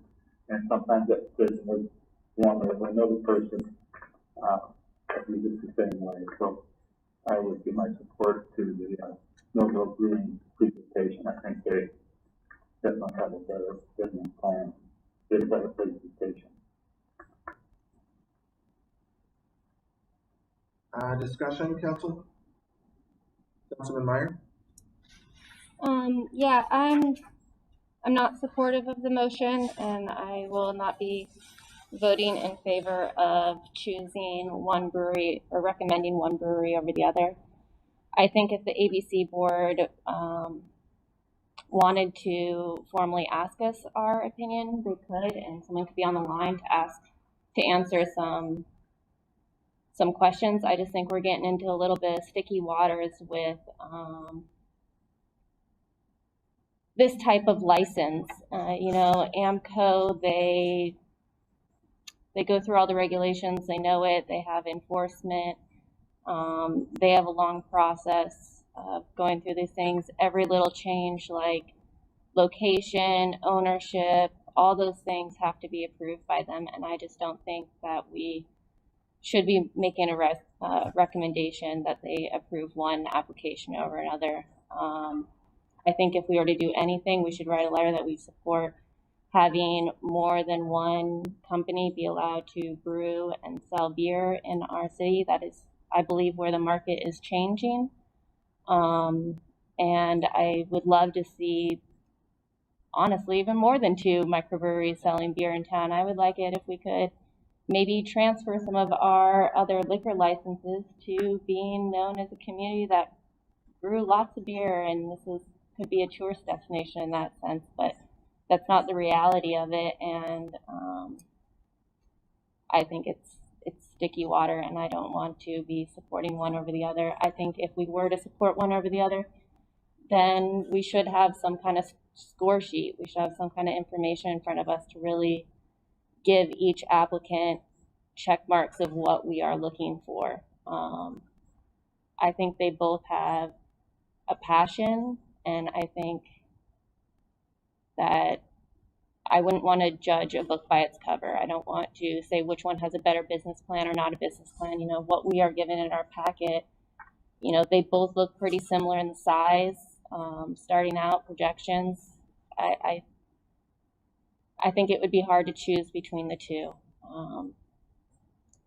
I think, you know, Witch's Kitchen, she came to us with the food wagon thing, and she's up and running, and she makes really good food, and wants to start into something else. I think that's great. No Road, I know you guys have been doing homebrew and have a really nice presentation and package, and I love all of that. So I would love to see both succeed. And I don't want to get into the weeds of it. I would rather have AMCO have a more productive conversation. And if they, I mean, a lot of things get decided by flipping a coin. It's not great. And I wish that they would give us some more parameters, and if they really think that our opinion is a strong factor, I would like them to say that rather than just it's a high consideration from their staff. So I will not be supporting one over the other. Discussion, council?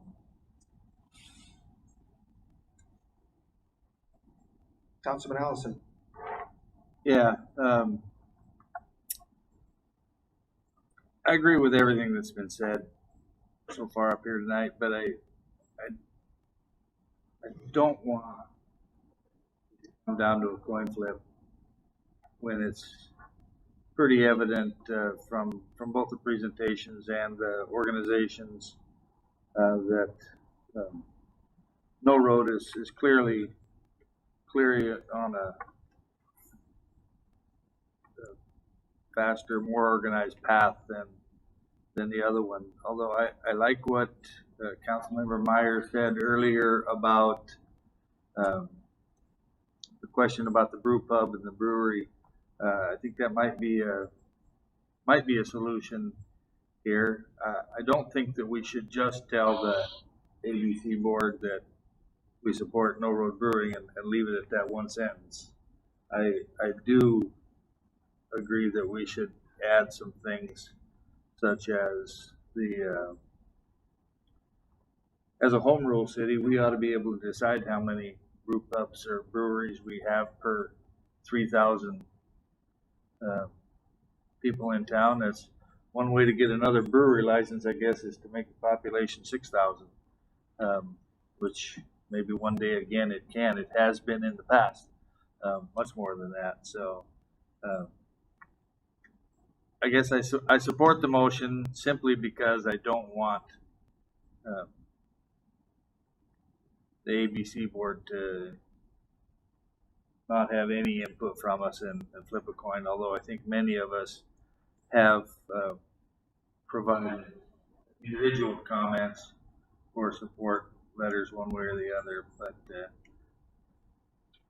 I think there's got to be a way that we can, as a home rule city, that we can have more control over what goes on in our community. And Councilmember Meyer had a lot of good comments there with, maybe converting some of the other licenses.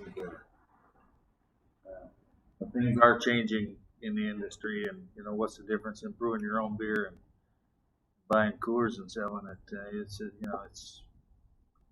you're getting a better product probably with the brews. So anyway, I'll support the motion tonight, but I don't like choosing winners and losers. Although again, I agree with the previous comments that we do that all the time here. We make a gamble every decision we make, and sometimes it's got to be the best educated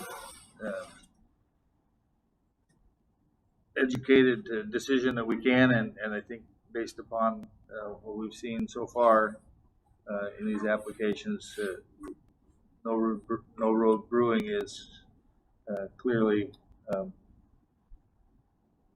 in the best interest of the community at this point in time. But that's not to say anything negative about Witch's Brew. I hope that they can find a way to do the brew pub or to work with No Road, somehow be able to get everything accomplished. Maybe a winery license that's still available, I see as well. So there's got to be ways to work it out. But I'll support the motion that's on the table.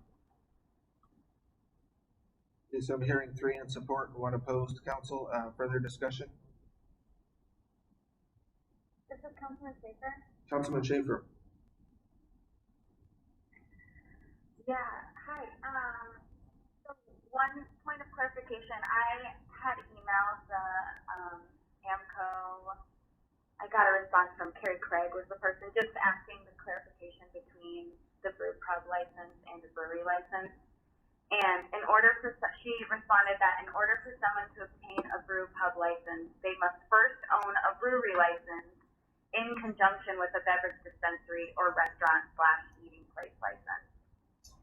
So we're getting 2 breweries like within our current parameters. I guess I don't think that's really the way to go. In any kind of short time span, if you have to first have the brewery license before transferring. But so besides that, I'm still I think I'm still of the same mind that I was at our last meeting, that as a city we want a microbrewery in town, and I guess as a city, again, there isn't going to be any competition, and we really don't have a way to know which is going to be more profitable for the city.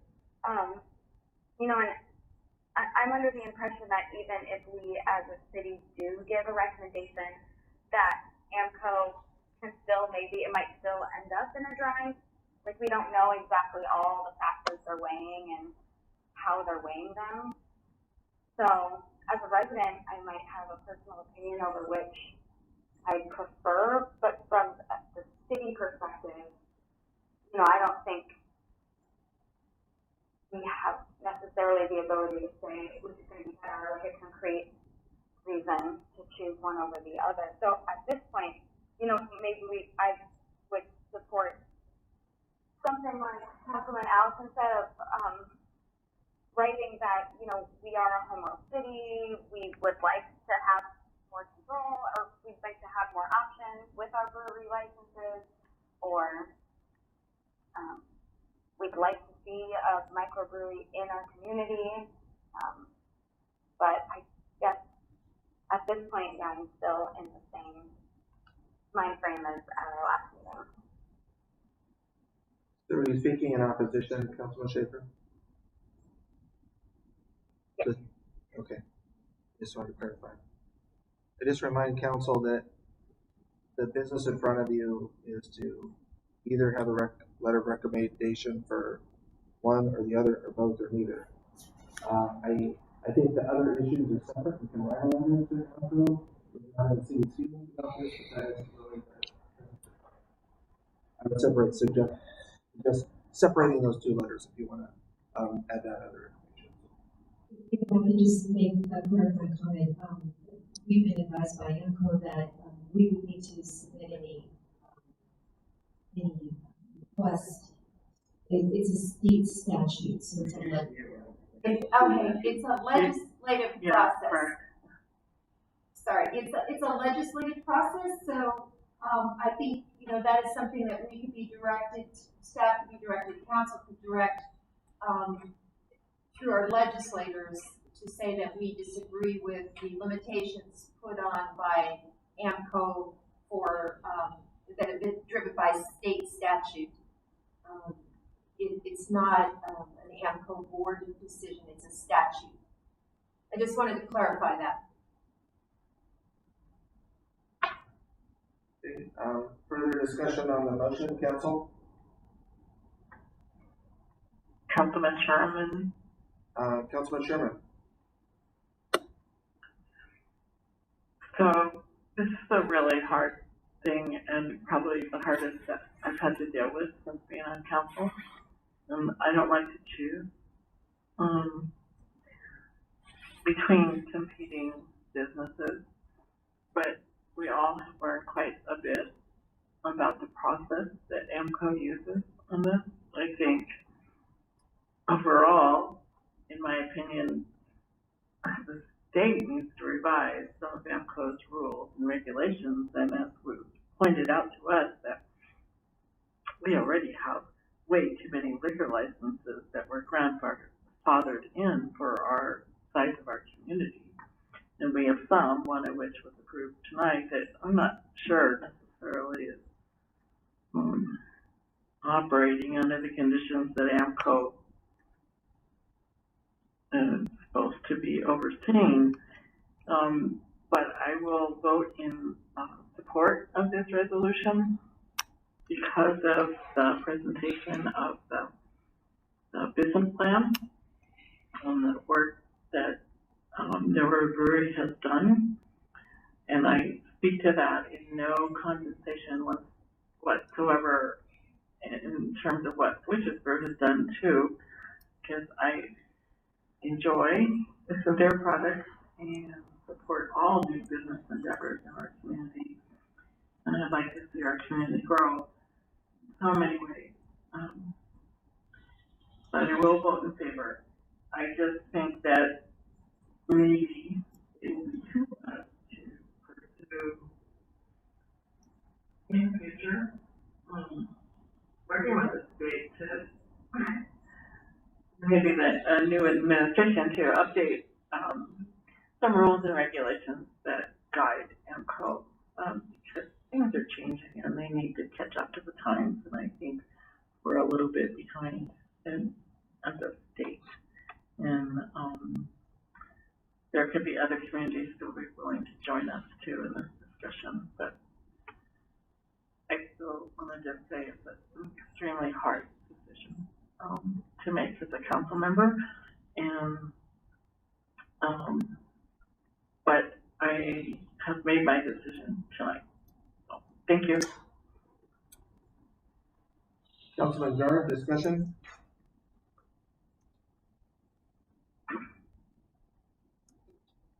Well, I guess none of us are gonna dodge a bullet on this one.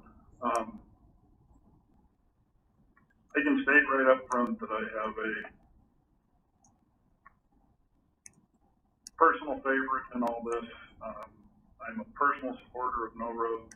I will be submitting a letter of support to them for myself, but with the information we've been given to make this decision on, I can't decide which one of these two entities would be most advantageous for the city of Cordova through tax revenue or other advantages. So I cannot support the motion for the letter of recommendation on the council level, although I will be putting one in for myself. Thank you. It sounds like opposition and council we've all discussed. Is there further discussion? Councilman Meyer. Yes, Councilman Baylor. Councilman Meyer, then Baylor. It sounds like a letter is going to be sent in support of No Road Brewery. And I know we kind of got into the weeds of other things that letter could say, but I would like it to say more than just support of it. I think that this process for us as a community, having two applicants coming up with one, should be brought up to the AMCO board. And while it is a legislative decision to change how many we are allowed, the limits based on our population, AMCO does make recommendations to the legislative, and that's how they make those changes, is they hear things over time, and they do working groups, and then those things go to the legislative. So I think it would be beneficial if we did say a little bit more about the process, because while I'm hearing there is support to put No Road Brewery up there, there's a lot of discussion about the process and only allowing one. I do think that it should say that that is creating a monopoly of one brewery, that the industry is changing. We are a community without a road, no road brewery, no road. You know, it's not like you go out of city limits. We have annexed quite a bit of property around our city. I think we're a home rule. There's just a lot of considerations and reasons why this process is unique. And you know, we heard tonight that it's the first time that 2 brewery applications have came into one at one time with only 1 spot available. So they're going to be going through a new process, it sounds like, even. So I think it should just have a little more meat to it. Thanks. Councilman Baylor? Yeah, I want to address the second that I said that we've dealt with it before, especially on the prime zone level and in city council. It wasn't that many years ago that we sold a pretty good city asset, the old Library Museum. We have 2 businesses that wanted it. We have 2 businesses that made the plan. We had support for both sides of both of those businesses. And council was tasked looking at the business plan and making a decision. It was a hard decision, but we made a decision. We didn't punt it down the road, say, some anchors, you make decisions yourself. We didn't give it to somebody else, say, you decide who's going to get accepted there. We, the city council, Cordova, had to make that decision, and we made it. And I see very similarities in this proposals right here. Want to be, this can be a good asset to this community. You have to look at what's being presented. You have to make a big decision. And I think it's appropriate to make one. And that's why I'm support of the no vote. Thanks. Thanks, Mr. Allison. Mr. Mayor, I just have a point of clarification. I think we're probably about ready to vote on this, but if this motion as it sits right now was to pass, maybe it's a question for you, Mr. Mayor, or maybe staff. What happens with our motion? Do we just submit the minutes to the AMCO board, or are we directing somebody to write a letter, or how does that work? We would assume you would write a resolution in support of, keeping in mind that AMCO makes the final decision. So your communication is information that they will use as part of their decision-making process. Both applicants are still liable with AMCO going forward into their January meeting. One would carry the weight of council's recommendation with them, which might or might not influence how AMCO perceives the applications. Those ultimately have to meet the criteria that are established by AMCO in order to receive a license. So I'm sharing that because a decision today does not a brewery license award. It informs AMCO, and they would look to us for whatever information we share. Okay. I understand that part of the process, but so are you saying a resolution will come to the next meeting, or you said we'd write a resolution? Are we just directing the mayor to write a letter? Let me interject, okay? And Susan, this is a motion for city council to recommend that the alcohol beverage control board approve the application of no road brewing for a brewery license, liquor license in the city of Cordova. I expect to see a letter in front of me that's just city letterhead, date, address to the alcohol control board that says exactly that.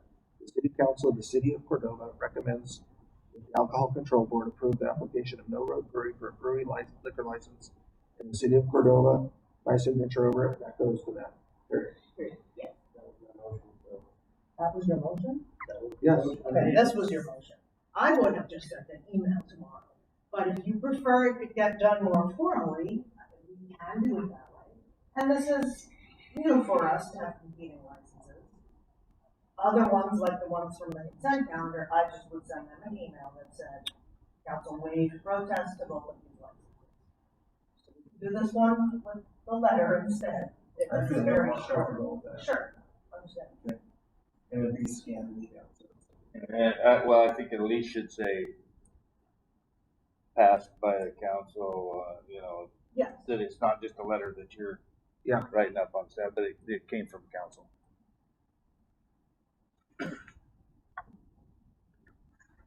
Okay, I'm good. I have one other thing then. Councilman Knight.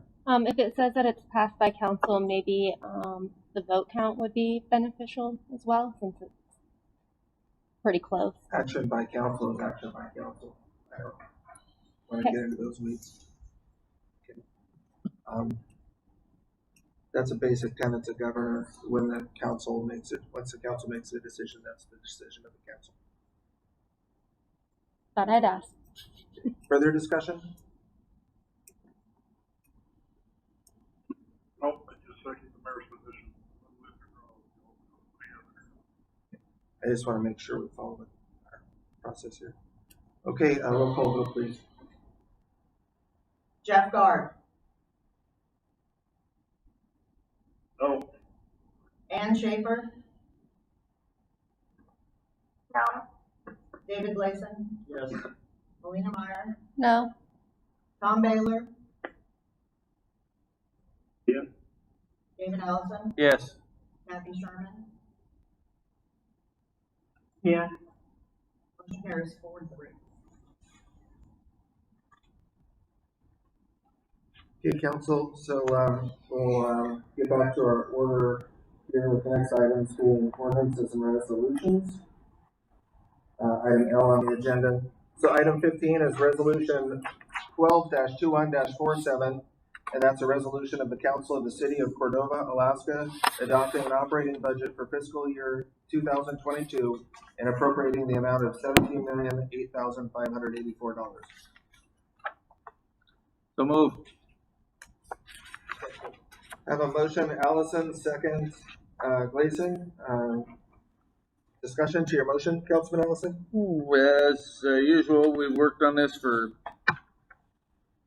a couple of months, and I think the manager's done a reasonable job with figuring things out. I still do have concerns that there's $1 million in this budget that is non-continuing revenue, so to speak. There's ARPA funds in there, and we're also using $100,000 of earnings from our permanent fund that we haven't in the past, and so those are concerns that are going to be needed to work out over the next couple of years. I do believe that the manager and hopefully council are considering solutions to that, whether that's efficiencies or cuts in expenses or additional revenues. I do think that there are some holes in the revenues that we can plug with some of the exemptions and such as has been discussed, and I hope that those discussions happen soon in 2022. I would just say that it's very difficult.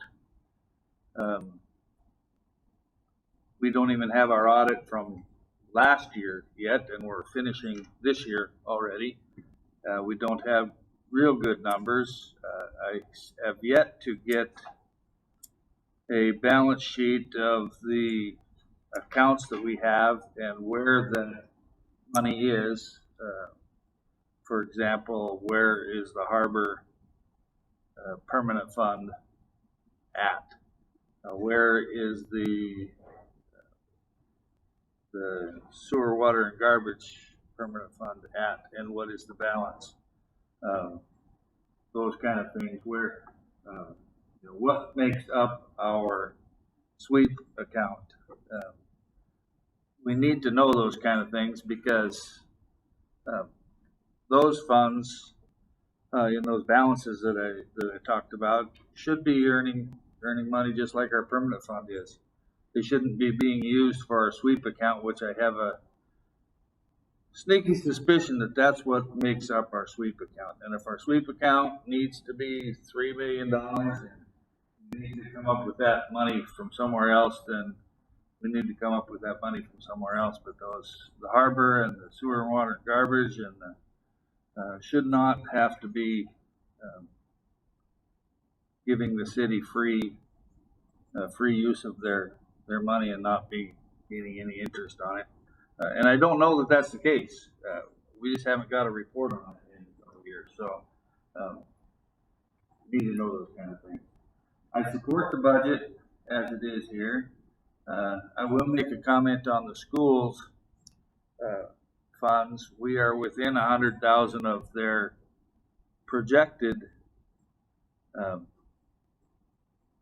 maximum contribution. That won't truly be known until, I don't believe, until the end of their fiscal year, which is the end of June. We don't officially set their next year's budget until May, when they submit that to us, and we approve it or to the state. And by May, you know, in this business, I'll say the city is a business, it is. A couple of months can make a big difference in, number one, knowing information, and number two, how much money you do or do not have. So I think by May, the schools will know a lot more about what they have and don't have. I would hope that they would submit to the city a budget that does everything that they need it to do, and then the city council can decide if they have any extra money. If the state decides that they're going to pay the full bond payment next year, if they go with the governor on that, that's $500,000 to the city. So that's, money is potentially out there. Just because the governor says he's going to put it in his budget, though, doesn't mean the legislature is going to pass it. But the permanent fund has been doing good, and oil prices have been doing good thanks to Mr. Biden. So, I think things look okay, but there are some concerns that that $1 million extra spending, I'll call it, in this, because we've got some money coming in, isn't always going to be there. That's a two-year deal. So, so we need to be careful with that. But I'm confident that management is aware of that, council is aware of that, and that we can work on some things. And I seriously hope that starting in January we can start looking at some of those ways to fill that gap. So I'll support that. Councilman Gleason, your second? Yeah, I agree with most everything Dave said, and we are leaving whoever's sitting on city council in 2023 in a lurch, but knowing what our city manager said she would do, either find the money or when the time comes, I'm agreeing to this. So she will be diligent about one or the other. Further discussion, council?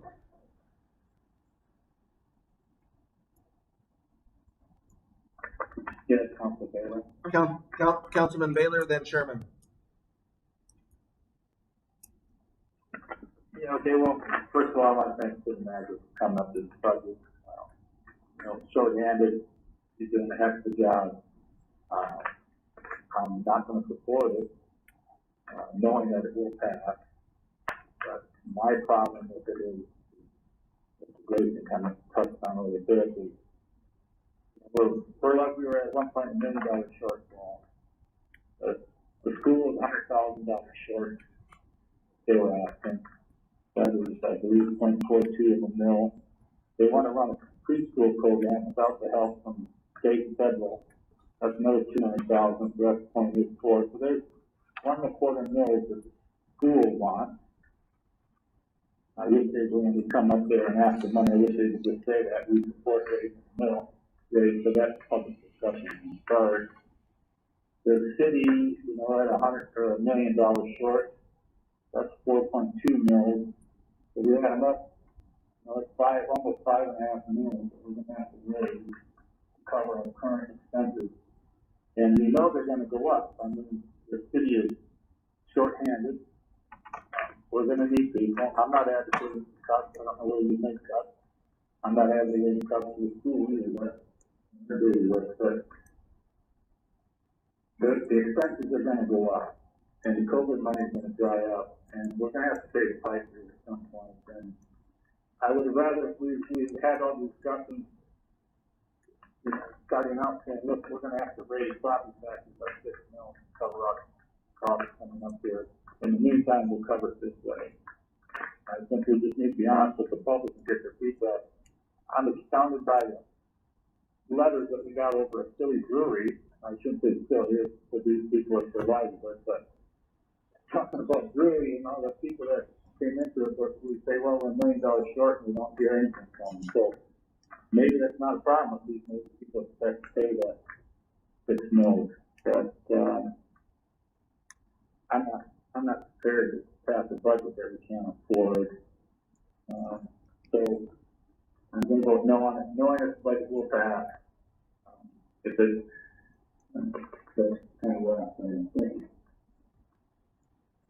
Vice Mayor Sherman? Well, that's a tough one to follow. So, yeah, I agree with Councilman Baylor that we are short, and people need to know that. And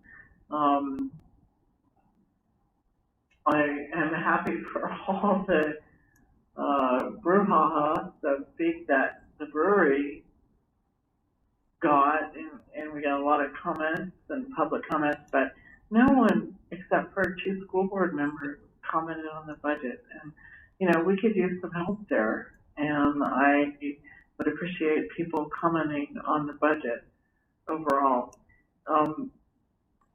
I will support the budget as it stands now. I applaud the city manager for all she has done to get us this budget. And I know that the COVID monies are going to disappear, but I think we have started to rebuild in this budget and not replacing, we're filling positions that have been vacant. And, you know, I think the snow episodes that we have seen this last week have made a very perfect point in terms of how we really need to fill some of these cuts that have happened. And, you know, if you want to live here, it's going to be expensive. If you want to live here, you're going to have to pay taxes. And people need to speak up, and they need to say where they want us to spend their money. But I want to live here, and I am willing to support what it takes to live here, because it's worth it. And I think people need to share that with us, and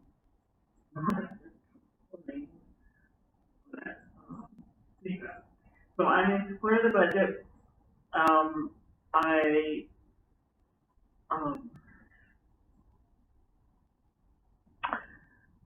I hope that January will bring us some really good work sessions on financial future and stability, and I'm looking forward to that.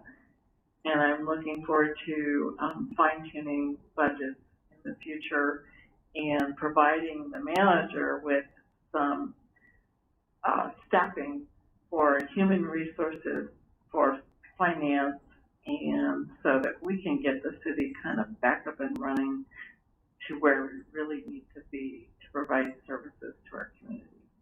So I will vote in favor of the budget.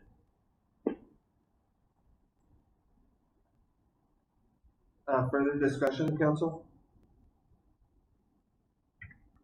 Councilman Schaefer? Councilman Schaefer.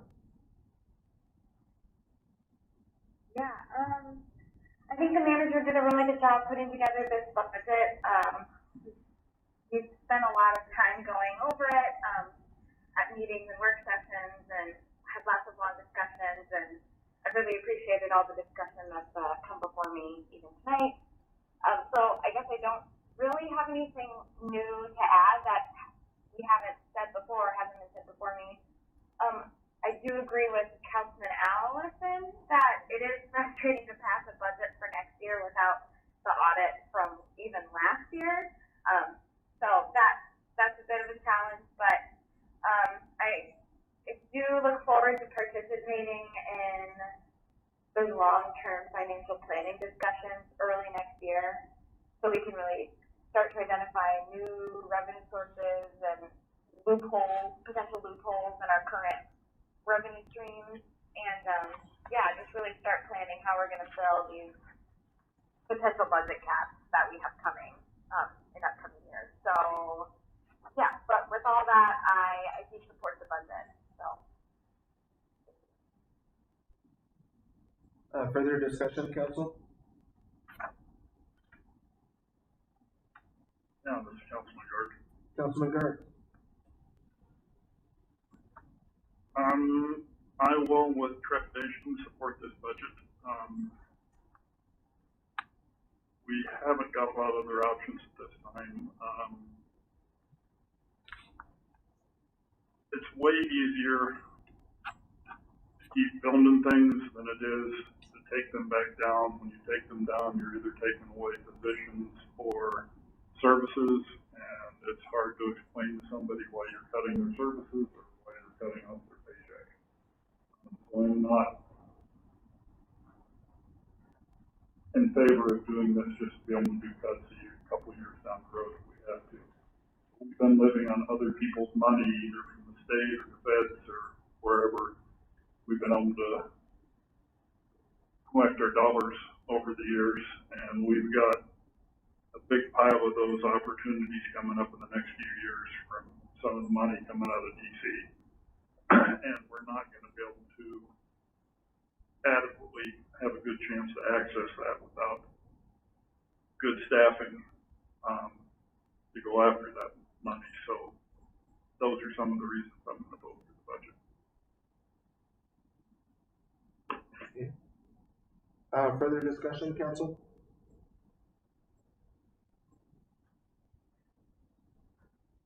Okay, hearing none, roll call vote, please. Tom Baylor, Jeff Guard, Yes. Ann Schaefer, Yes. David Allison, Yes. David Gleason, Yes. Alina Meyer, Yes. Kathy Sherman. Yeah. Motion carried 6-1. Okay, next item, council, is 16 under ordinances and resolutions. It's resolution 12-21-48, and that's a resolution of the council of the city of Cordova, Alaska, adopting fees, rates, and charges for the 2022 calendar budget. So move.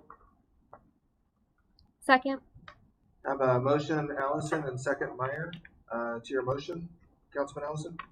Yeah, I'll assume staff has gone through this line by line. I did not go through it line by line, but I did appreciate Duncan's revamp of the recreation department fees, et cetera, and I hope that works out well. The only question I had on that was just for clarification was he had on the parks one, which we have the page real handy. Let's see, page 125. Oh wait, no, 25. It was on the 126. the 126. Typically, when you have short-term rental, is usually more expensive than long-term rental, and on the RV park, it's not that way. I don't know if he's here or if you can give me a reason for that, why it's more expensive to go 30 days than it is. I had that same question with that.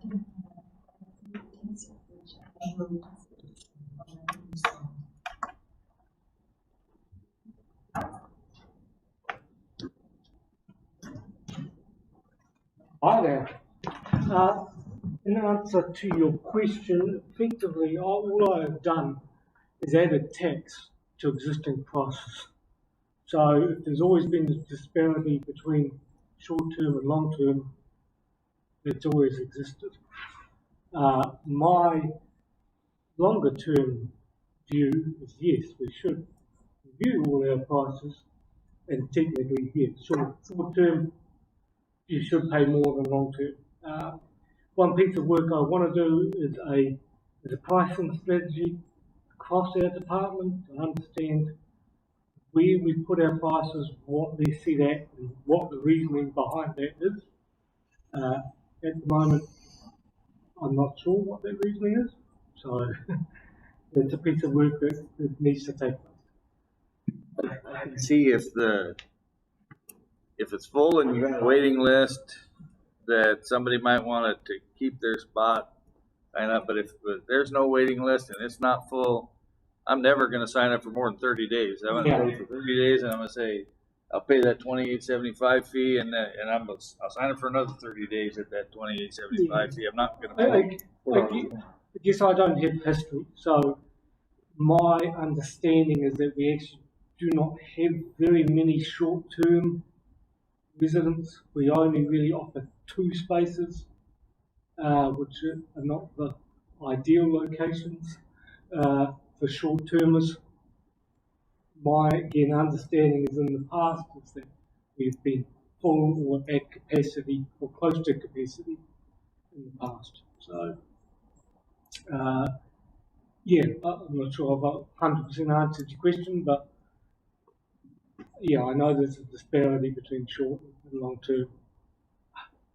My experience tells me that people are signing up for long term. I'm okay with the way it is here, but I think that needs to be watched this year, and there needs to be some equity there, and there needs to be a reason. Does it cost us more for having people there long term than it does? Then we charge more. If it doesn't, then maybe that needs to be adjusted at the end of this year. But I'll give you the year to listen to people complain about paying for $4 more a day for 31 days than for 30, and you can take that to how it is at the end of this year. Again, my understanding is short term is a lot less than 30 days traditionally. It's 1 or 2 nights, the majority of people. Any further questions? On that, I didn't have any questions. Again, I haven't gone through line by line in the budget. I'm assuming the 5% increase is in there for those things that we had that set up, and I'm okay with it as it is. Councilman Meyer, to your second. Yeah, I don't have anything else to add, except that was my kind of idea about the Odiak camping park. I remember I think they used to have a waiting list, and then we lost our ferry for a little bit, and then that wasn't so much the case. So I think that's what it's from, the Odiak camping ground area. But yeah, I'm on the same page as Allison. I didn't go item by item or know exactly what,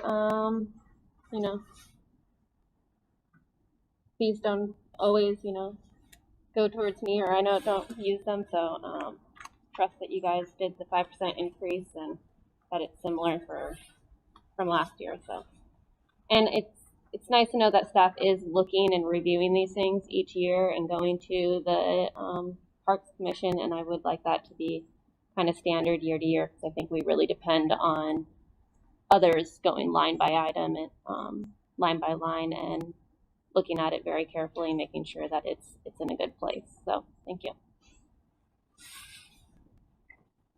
Further discussion, council?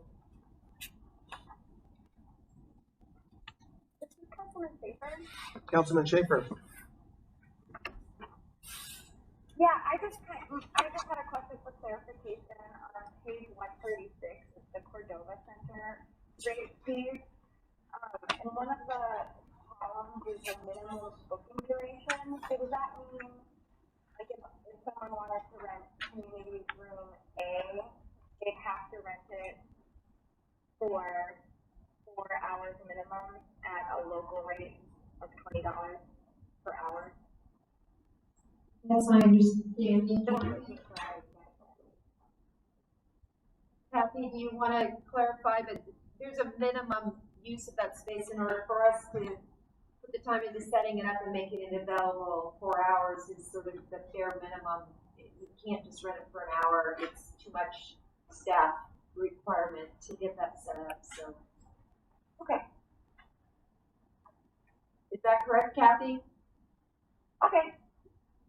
Yeah, Councilman Sherman. Yes, Councilman Sherman. So, just for council's information, we submitted this,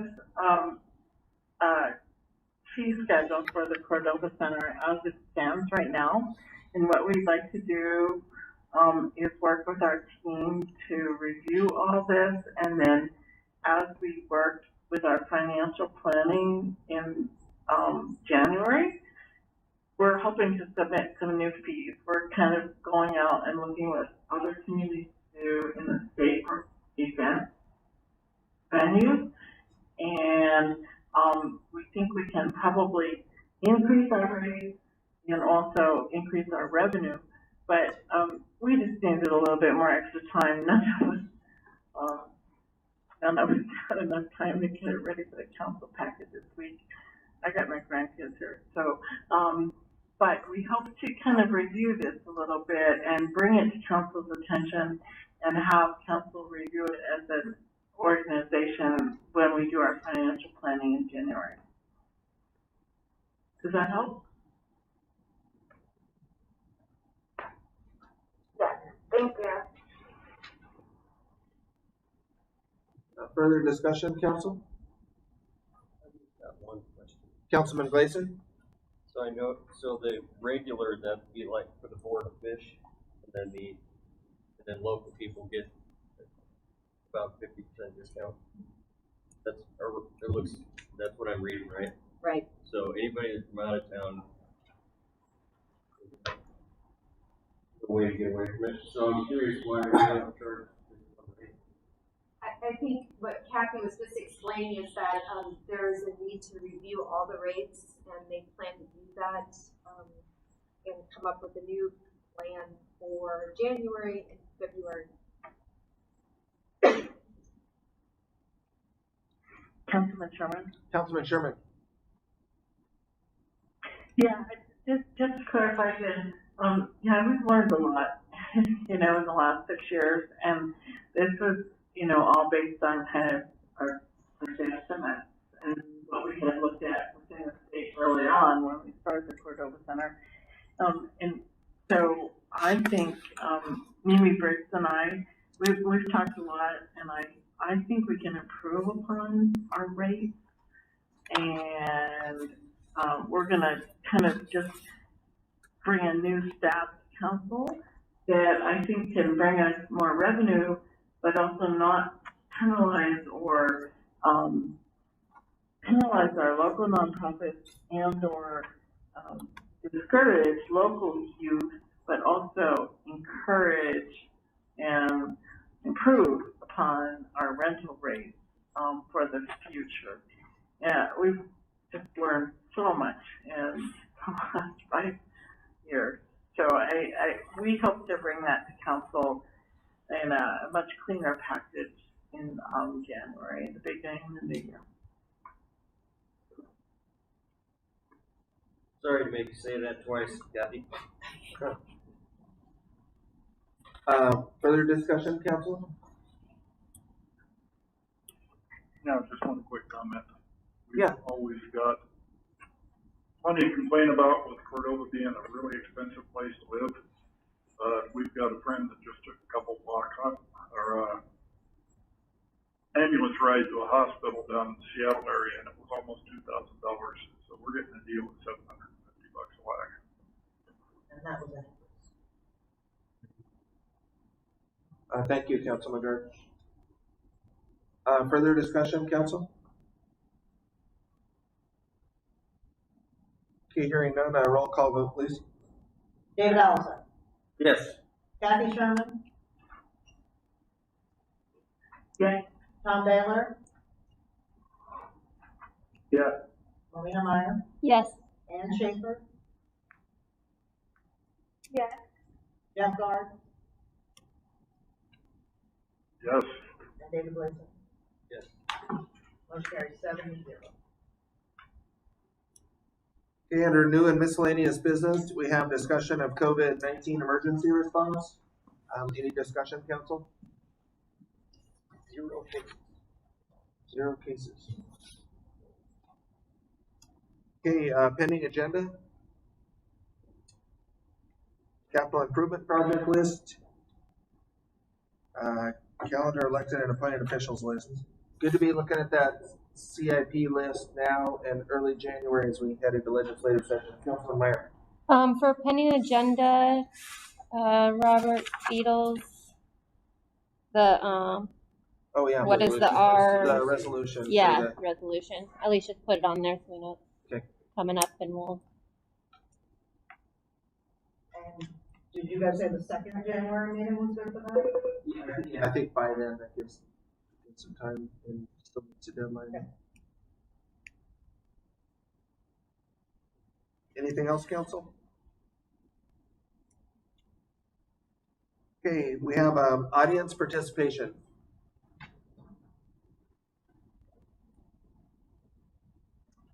Okay, yeah, just if you could just get close to that mic, Robert, appreciate it. Yeah. My mother's coming up. Robert Beadle, 609 Spruce Street. She would be right up here. I'm sitting right there and I can't hear half of what the sound guys got to work on it. I mean, we're interested. Thank you on that. And thanks for it's Prince William Sound Regional Advisory Council. I need to bring that to them, let them know that we need to get, I advocate for t-shirts or something, so we could run around and see them better. But and then just guys, I've sat there before and it's a lot of work. Thank you.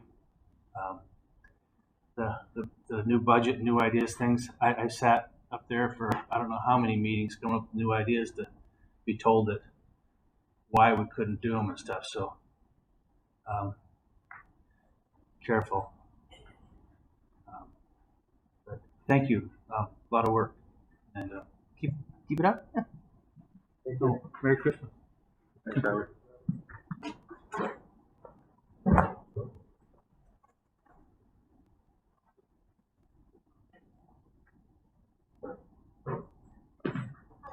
I just want to say thank you all so much for your time and consideration, and also remind you that we will be giving out samples upstairs outside of the Cordova Center. That's it. Okay. Thank you. Thank you. Thank you. They're all 21, right? Barely. Next month. And holding. Further audience comments? Okay, thank you. We'll go to council comments. We'll start online. Councilman Baylor from deep in the east. Good. Yeah, first thing I want to thank the mayor for his comments and suggesting that the vote tally resolution there, and the comments are exactly right. We get one by the end, everyone was discussed it, and the other council prevailed. That we haven't had any training in the last couple of years, and COVID and stuff, so those kind of comments and directions that some of our members is helpful. We made a decision tonight, and it's not easy, especially when you talk about vacancies, but I mentioned one that we did a couple of years ago. That was not easy. People got upset. I was actually asked not to shop at the store that the competitor did get. We didn't get the bid, so those kind of things happen, but that's council's role to step up and do that, this kind of thing. So, I guess thanks to the city manager for doing an outstanding job, and this was not easy putting this together, and we said short staff, and thanks to the public works department, although I'm not there, I've been hearing nothing but great things about the job you're doing, so thanks everybody. Thanks, Councilman Baylor. Councilman Gard? No comments, just thanks for staff for everything you're doing. Vice Mayor Chairman? Sure, thank you, Mayor. I would definitely echo Councilman Baylor's comments. The city manager's done a great job with short staff and produced an incredibly the best budget that I think we could come up with. And we all know there's shortfalls, and I think everybody needs to start paying attention, thinking about what they're willing to pay for in terms of services in our community. I wanted to comment on Duncan's report. It was really useful and informative, and I'm learning more and more about Parks and Rec, and I appreciate that. And I do support the Parks and Rec program. I think it's really important. I mean, I got to take my grandkids swimming this week, so kudos over there. It was a hard decision to have to choose between really talented business opportunities in our community. I hope that both will continue to succeed and the community will continue to grow. And I guess I just am really thankful for all the staff at the city and public works crew. And the snow is kind of fun, but I know what a challenge it is for everybody who has to actually move the snow. And so it's beautiful, but I understand what goes behind it. So kudos to Sam and the Public Works Department and the guys in the streets crew and the guys in refuse and everybody on sewer and water who are, taking care of us. And I really, really appreciate it, and I know a lot of other people do too. Thanks for that. Good meeting, and thank you, Mayor, for guiding us through this really tough thing.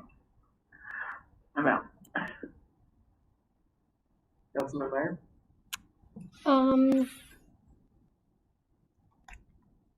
Yeah, I don't know that I have too much to add. Our audience left us for our comments. There's free beer outside. Free beer, so maybe I'll make it quick. I didn't feel good about supporting one over the other in this process, so I didn't. It was definitely something I thought a lot about, and like all of us did. And the budget is in here, like was said during the budget time, and we need to look for new ways for some revenues, have hard discussions about what we want to pay for, and how we're going to pay for them. And then brewery is on our minds forever, and maybe we could do some marketing somehow. But yeah, thanks everyone. Hopefully we can get some audio squared up for some people too.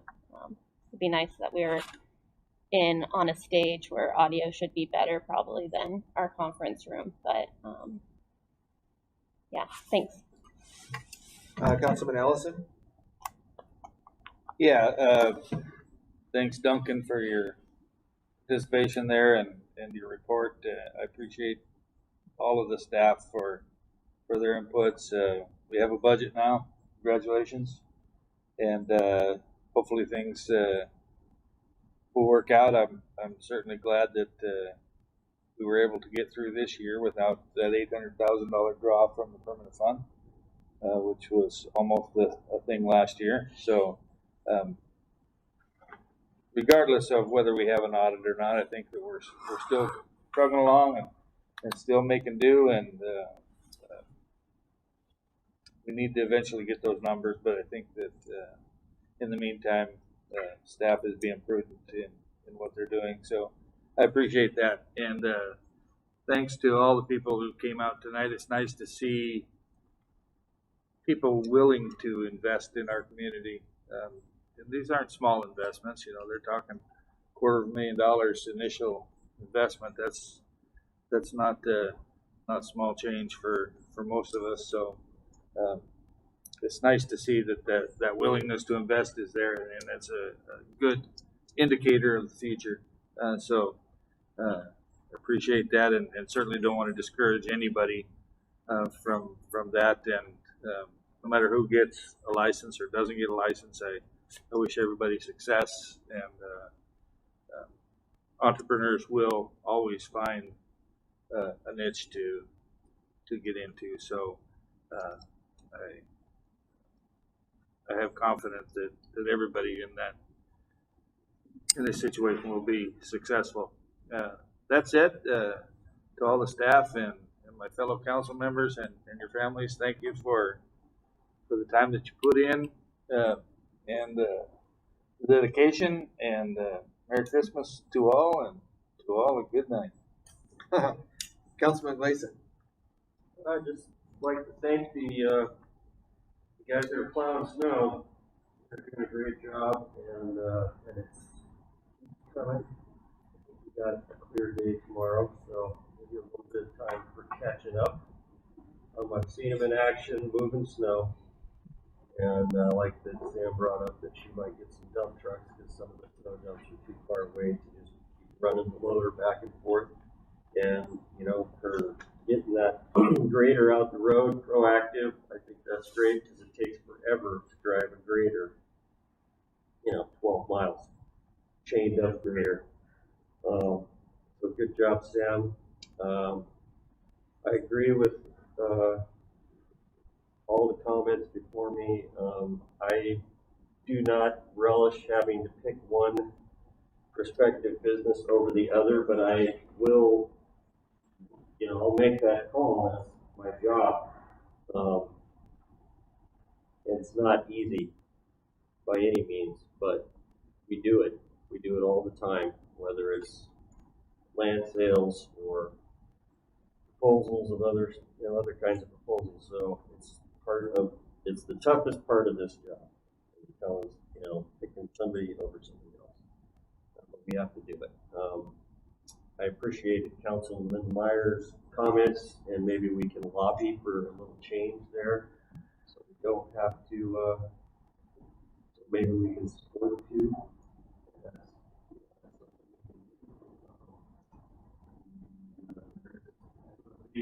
Liquor license out there at the caboose, it doesn't really do much, and that put to use a restaurant and a liquor license right there. So there's some opportunity there. I believe you can sell those, right? Yeah. You don't want to get rid of it because then it goes away forever. So other than that, very good. In the parking lot.